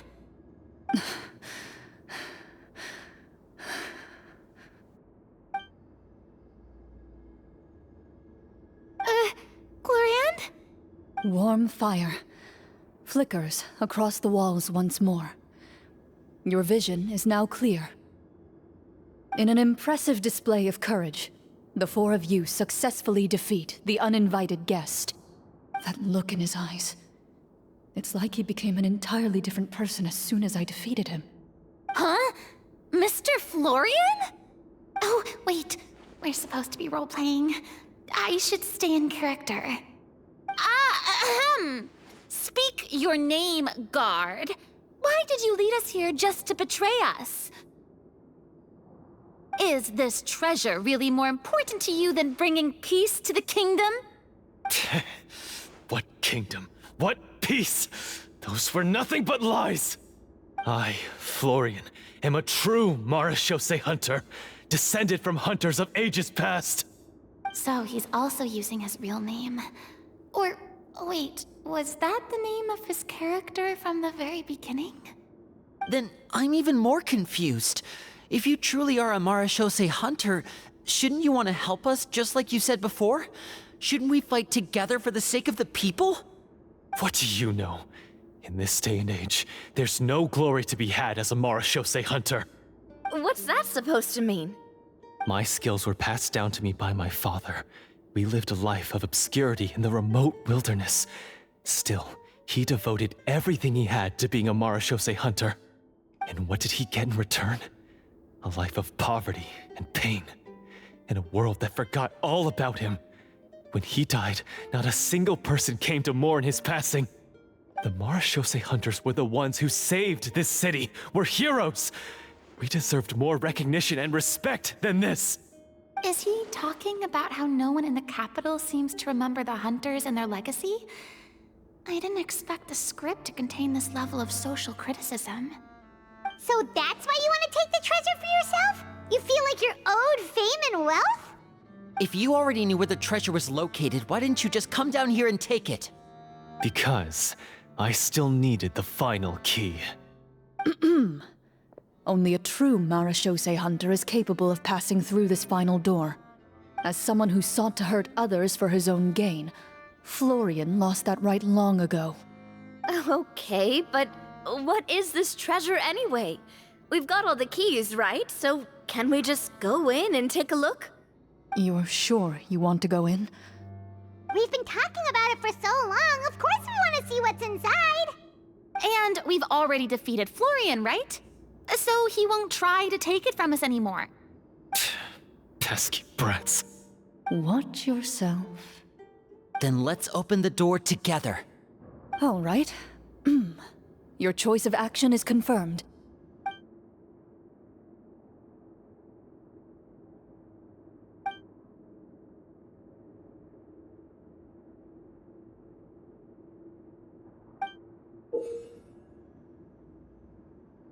Before you, the door to the treasure, sealed and undisturbed for more than 100 years, finally swings open.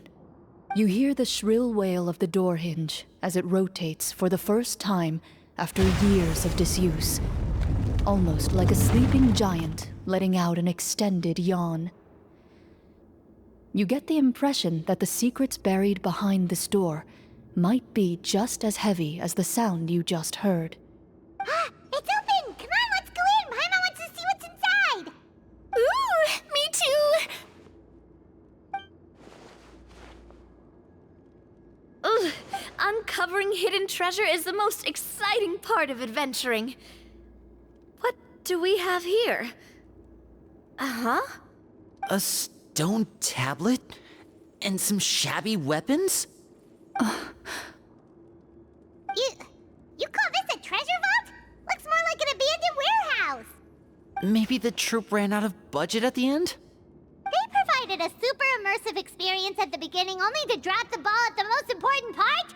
They could have at least filled this place with cardboard mora or something! Wait, I get it now. Paimon, this is the real Marashose hunter treasure. Huh?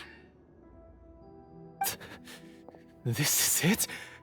The Marashose hunter treasure is just a stone slab and some broken swords? I can't believe it. I refuse to believe it!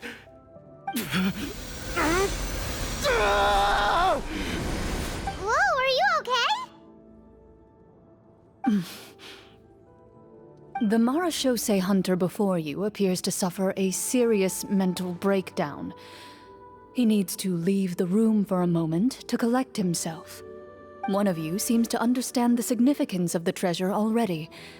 If the rest of you wish to follow suit, you may remain here in the meantime and explore your surroundings.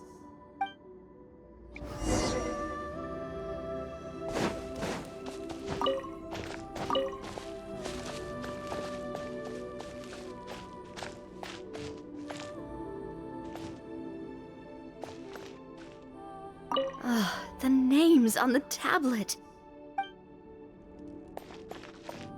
The old and broken weapons.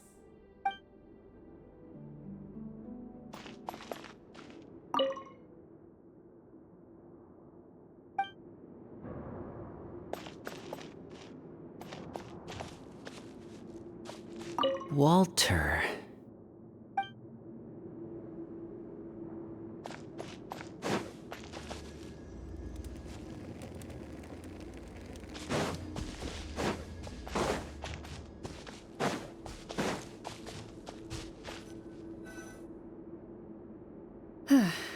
So, how are you doing?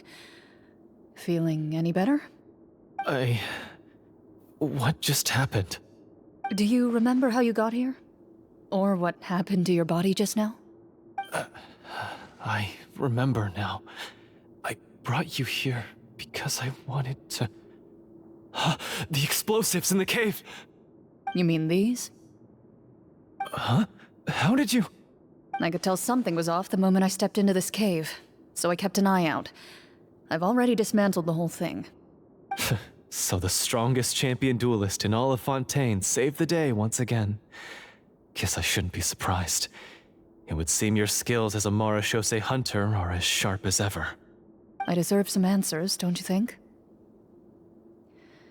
Tell me why you wanted to lure me here. Everything you said earlier sounded like the truth.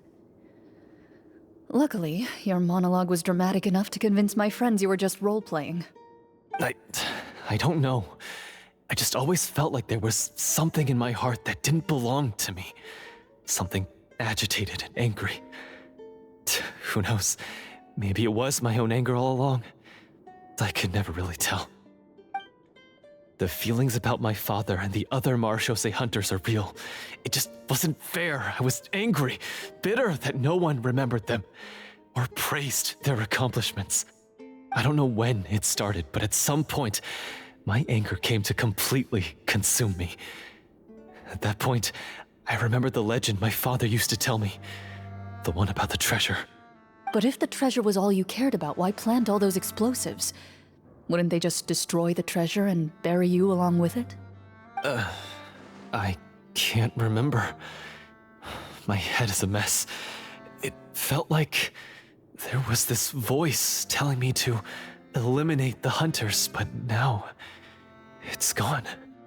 From your description, I suspect you were dealing with a devorator. Devorator? Oh, your master...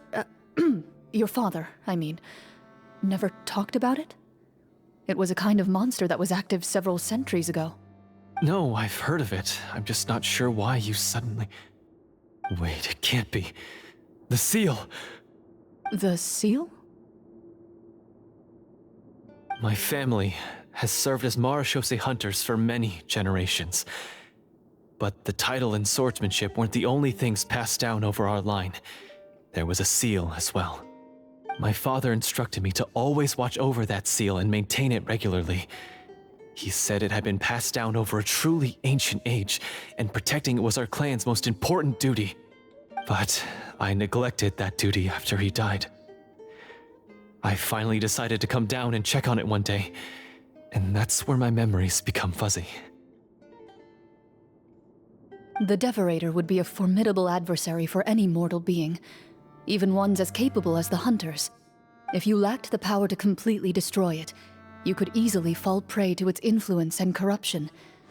In light of this, some Marechaussee hunters chose to seal the Devorator away, in the hopes that a permanent solution would come with the passage of time. I heard it has the power to amplify the obsessions and desires in people's hearts, to the point where they overtake you entirely. It would seem I'm not just lacking in skill with a blade, but in mental fortitude as well. And yet, you were able to retrieve 3 of the 4 keys. If I remember correctly, each was entrusted to a respected and capable hunter. How did you manage it? One of them belonged to my father. The second I stole from a different hunter. And the third... was one that I snatched while the person was on the way home from the tavern. I nearly died in that alley. I know just how strong you are. It's as clear as day to everyone in Fontaine. I observed you from dusk to dawn, but could never find any opportunity to sneak up on you. I never even saw you drink a single glass of liquor. The only way I could think to obtain that last key was to lure you here using your hobby, and then... Oh, I get it now. That monster, it wanted to bury you here alongside the treasure. I won't comment on anything else, but the script was good. Well, I did pour my heart and soul into it. The stories my father used to tell me about the glory of the heroic Marechaussee hunters and how they came to be forgotten. It's more than just a story. Huh? You're proud to be a hunter. You're still holding onto that part of yourself, no matter how small. I have done so many despicable things. I have nothing to be proud of. Then explain the purpose of the evil sorcerer in your story. Isn't he the true antagonist? The one who sought nothing but his own gain, and used the people as pawns to attain it? In your heart of hearts, he was the one you truly wanted to defeat. But I've already tainted my sword. I no longer have any right to... Wake up, Florian. Remember how you introduced yourself earlier. Do you really think the hunters acted out of a desire for honor and glory? Or to be loved and acknowledged by the people? What did your father teach you about our order? You do not wield your sword for yourself, but to protect those you serve. There's nothing special about a blade. It's the intentions of the wielder that matter above all else. Do you still not understand? Even after seeing the treasure for yourself? The contents of that room, they represent the true legacy the hunters left behind. You're right. I am a Marashose hunter. It's time for me to redeem, no, to finally serve the people I vowed to protect all along. I wouldn't be so quick to push aside the need for redemption. I know. That's a charge I won't bother to defend myself against. Good. Then, come with me, and help me see the script through to the end. Huh? See the script through to the end? But there's no more script left. Never finished it, huh? No, I mean, I wrote the script with the sole purpose of luring you all here. There was no reason to write beyond this point. Then we'll just have to keep writing it. The evil sorcerer still needs to be defeated. You mean the Devorator? Are you saying I have to make up the rest of the script as we go along? Is that really so hard? You've already written most of it. Surely you can write an ending where the hunters win and justice prevails. I'll be there to help you too. You aren't afraid your party will fall into danger? I know what my friends are capable of, and they're all quite skilled. Besides, I need their help. Then, are you going to tell them the truth about all this? I don't intend to spoil the fun. Sometimes, protecting dreams and fantasies is more important than exposing the truth. Don't you think?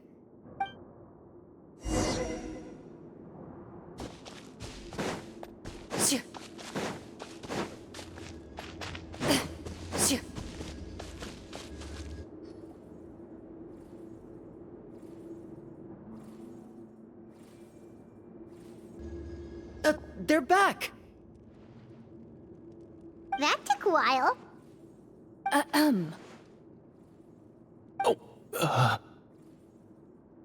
Ahem! My fellow Marashose hunters, please forgive me, for I have sinned. Tone it down. Sorry. After crossing swords with you and witnessing your courage in battle, I've rediscovered my true self and regained my pride as a Marashose hunter. Oh, do I smell a redemption arc? I confess, I was brainwashed by the evil sorcerer. He asked me to lure you here so he could bury you in this cave. That little... Wait, you're saying all of that wasn't you, but the evil sorcerer? That's right. He's adept at manipulating the hearts and minds of the people. I fell under his influence because I did not possess a strong enough sense of will. And how are you going to prove that you're a changed man? We're not going to fall for the same trap twice. To be perfectly honest, I only came to my senses after seeing the treasure. It reminded me of my father's past teachings. The treasure was actually... The names of all the Marashose hunters from ages past and their weapons? Wait, you already know? Of course. Don't underestimate a veteran role player's exploration skills.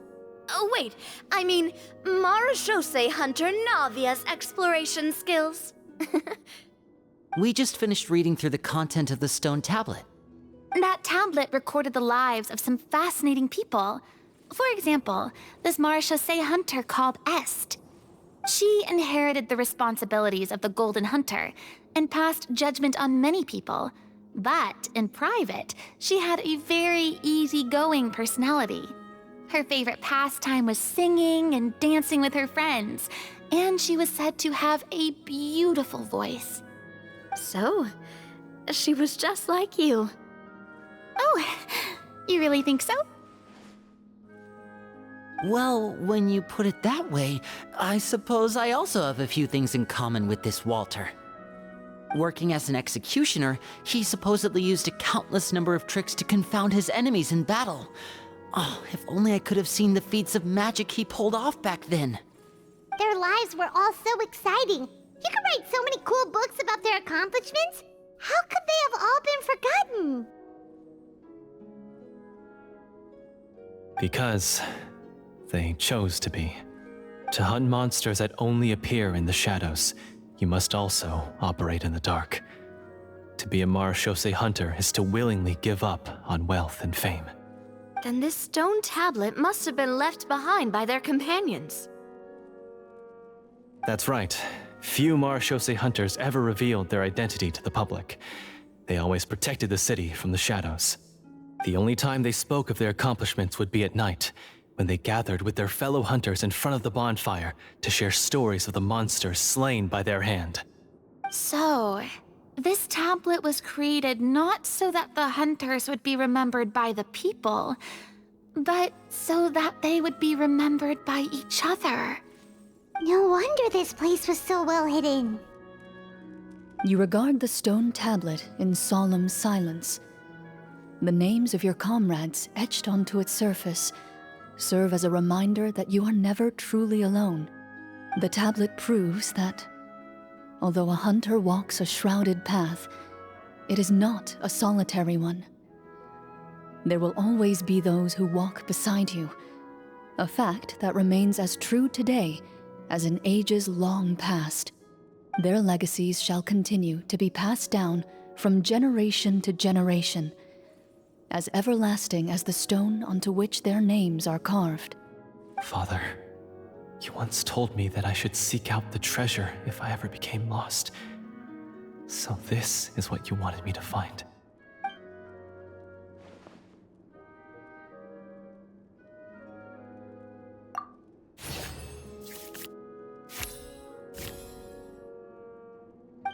His eyes are sincere, and his words ring true. You can tell that every word he spoke just now came from the bottom of his heart. I implore you, everyone, please give me a chance to make up for all I've done. Allow me to fight alongside you and defeat the evil sorcerer that threatens the peace and prosperity of everyone in this kingdom. Well, I say we let you join. Sounds good to me too. Everyone makes mistakes. What matters is what you do to make up for them. I have no objections, but Mr. Florian, do you even know how to defeat the evil sorcerer? When he took over my mind, I gained some insight into his thoughts. Every time I thought of the treasure, he reacted with a strong sense of fear. Huh? He's afraid of the treasure? But there's nothing here except some broken weapons and the stone tablet. What if the secret's hidden inside these weapons? GM, permission to investigate.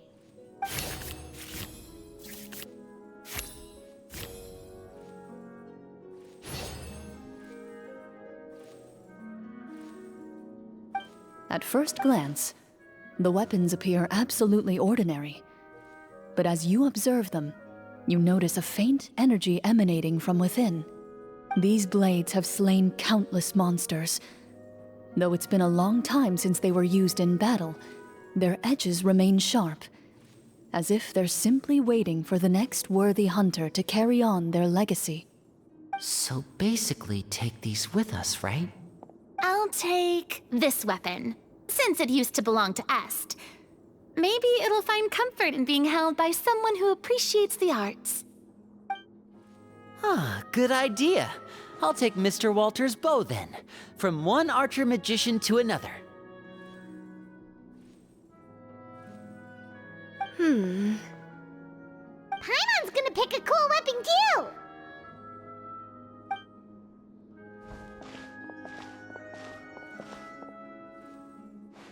As you grip your weapons, you can almost feel the will of past hunters coursing through your being. It's a feeling of courage, determination. A silent vow passed down from generation to generation that says, eradicate the monsters, no matter the cost.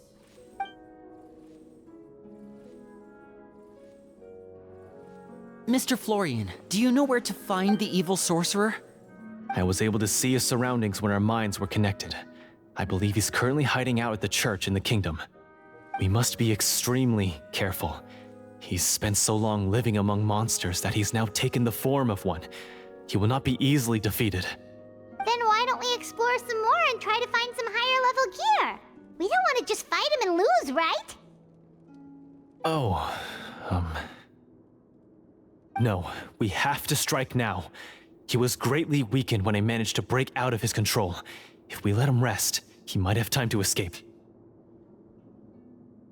I agree with Mr. Florian. We've got to act while we have the advantage. Don't forget, the people of the capital are counting on us. Yeah, now that we've got a plan, there's no point in waiting. The longer this drags on, the worse it will be for everybody. Yes, that's what's called... Yes, that's exactly right. Alright, you've persuaded Paimon. Mr. Florian, please lead the way. Of course. Follow me.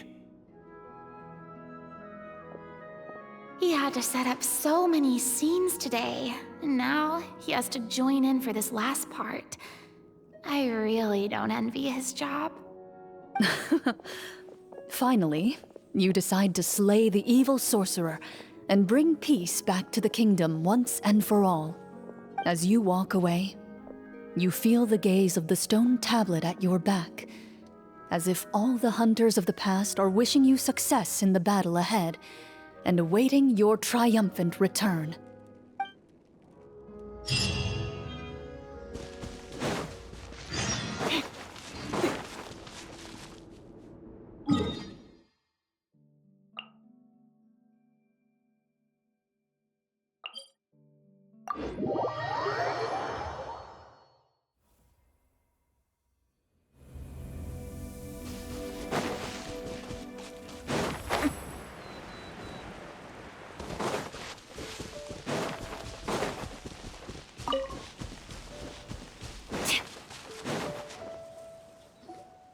Finally, you arrive at the church Florian described.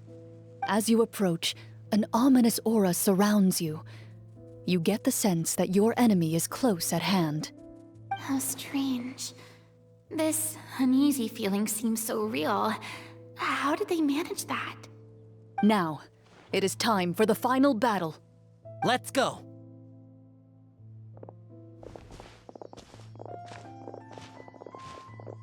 Florian, wait. What's wrong? I think you should wait outside.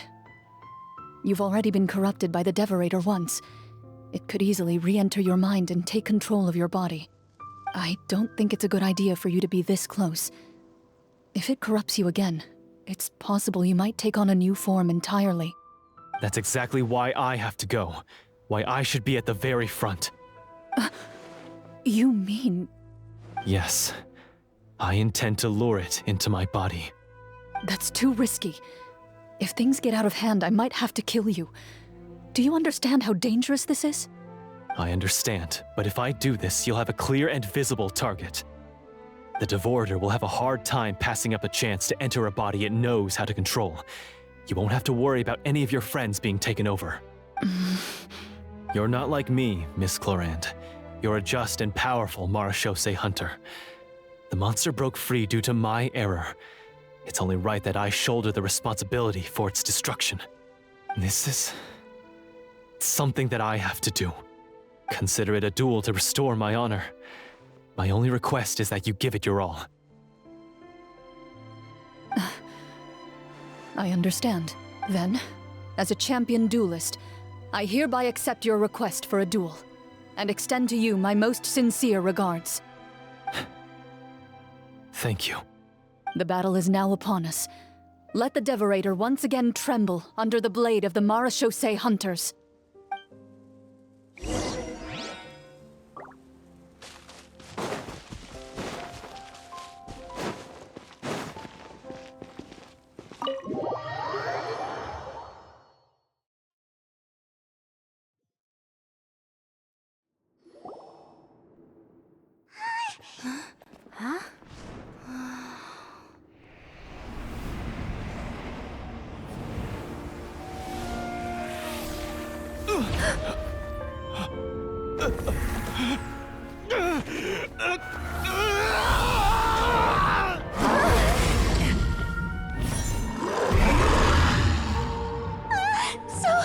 So lifelike.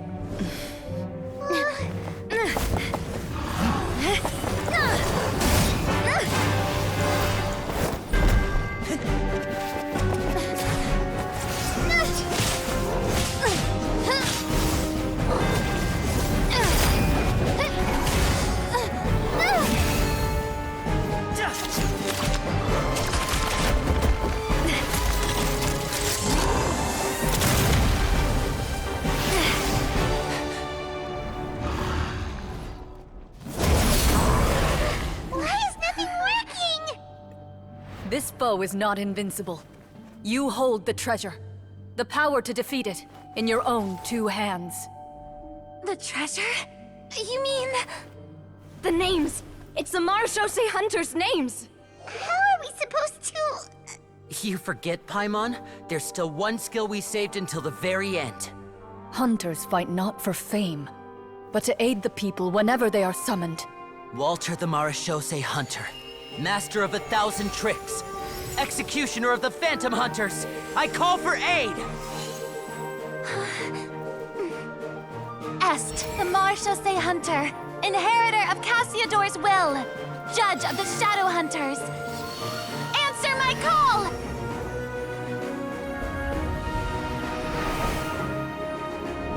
Petronia, protector of justice and order.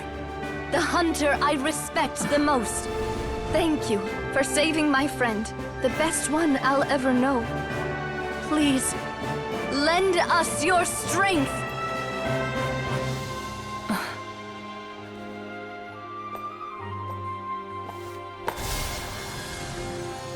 We have come to answer your summons.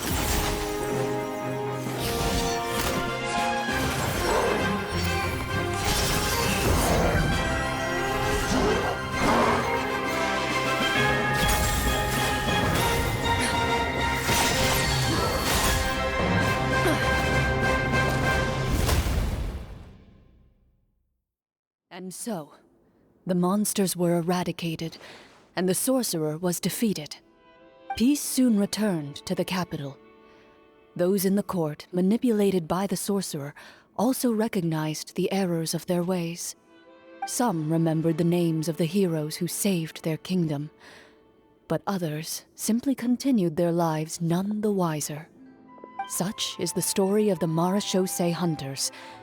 They pursue the phantoms in the darkness and exterminate all who pose a threat. They will always protect the city and those within it, even should all memory of their accomplishments be forgotten by the very people they serve. I am assuming we've finally reached the end of the script. Yes, you've reached one of the better endings. It's a pretty solid story overall. I thought it was just an ordinary adventure at first, but the further we got into it, the more impressed I became with the production and the plot. That final battle especially. All the effects were super realistic. Oh, right. Yeah, totally. That's a really good point.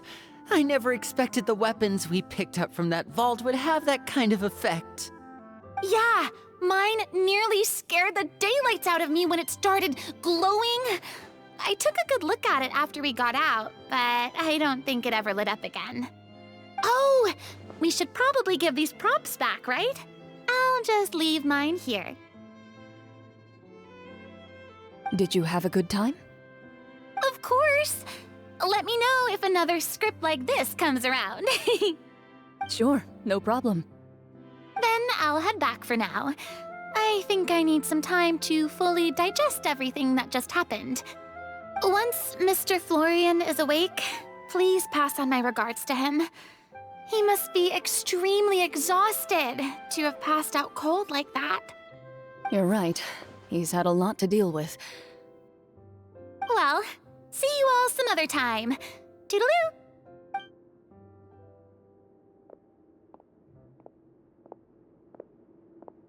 Okay, so, can I ask now, I think it should be fine, yeah.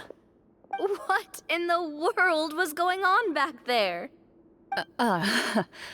So you saw through all of that? That time in the cave when you told us to close our eyes, it'd be weirder if we didn't notice anything. I was dying of curiosity the entire time. I mean, you did a pretty bang-up job of pretending nothing had gone wrong. Farina actually looked like she thought all of it was planned. Guess none of us wanted to be the one to break the illusion. What are you all talking about? Oh, wait. Don't tell me Paimon never... Oh, this is all my fault. It's not too late to cover your ears. Here, Paimon, I'll do it for you. Bit late for that, don't you think? You're saying everything that happened back there wasn't actually part of the script? It's probably more accurate to say this was never a real scripted story to begin with. What? So loud. My head. Hey, you! Get up right now and explain yourself! No shaking, please! Oh, my head.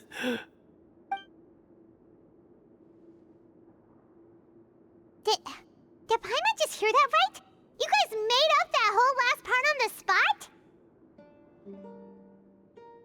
It's not nice to lie to people, but Paimon's gotta admit, that was a really good story, Florian. Oh, and nice improvisation, Clorinde! Yeah, it was like watching a magician improvise a spectacular magic trick after forgetting an important prop. If Paimon knew something was wrong with that vault, she would have floated straight in the opposite direction! Everything was under control. As if you've ever described a situation as being out of control. I'm pretty sure any situation you consider to be easy to handle would scare a reasonable person half to death. Guess I'm just used to it. You must run into a lot of unexpected situations then.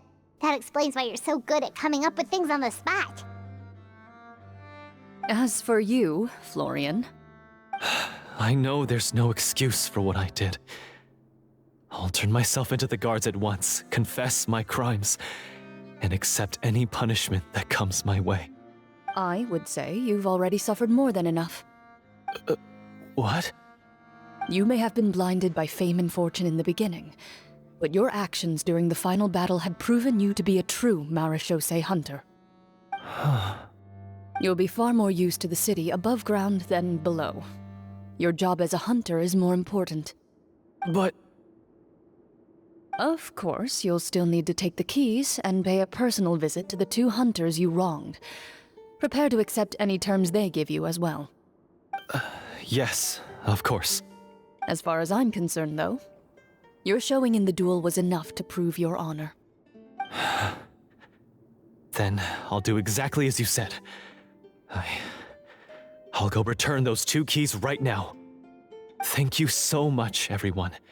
I'll do my best to prove myself worthy of the second chance you've given me. I swear this on my name and honor as a Marechaussee hunter. Until we meet again, everyone.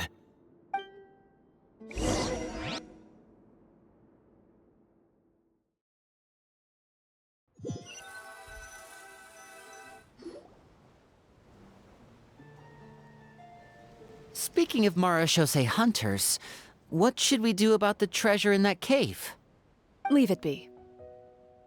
Are you sure? We could show it to people, make it so that the hunters are remembered. Don't you want that? No. Every name on that tablet made the same choice. All hunters know what the path entails. I am no exception. My identity as a Marachose hunter is not something I need people to remember.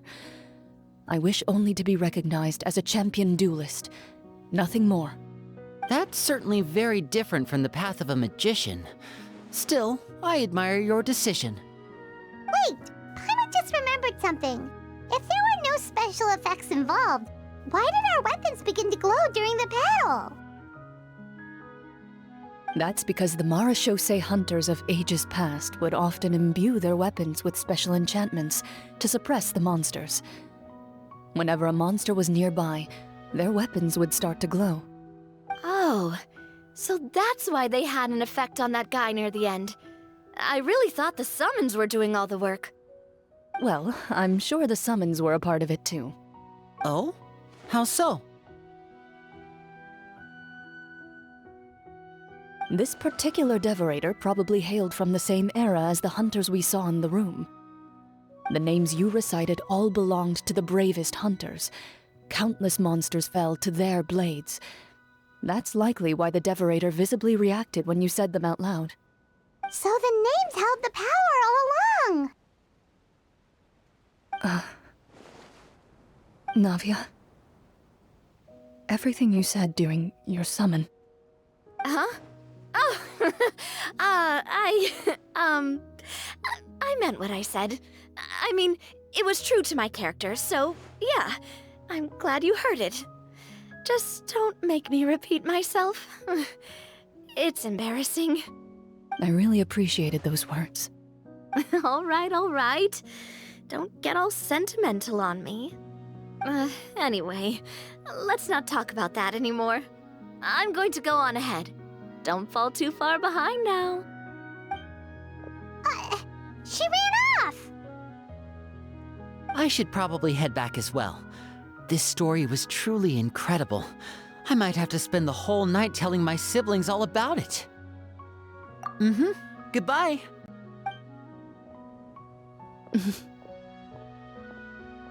Traveler, should your name and deeds be forgotten, what do you think the significance of your journey will be?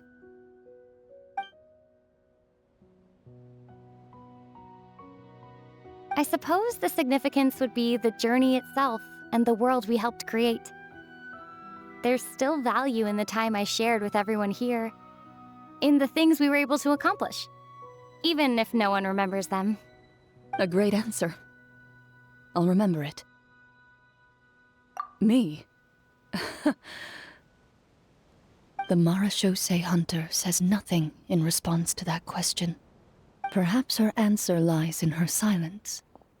An unspoken vow left to echo through the night.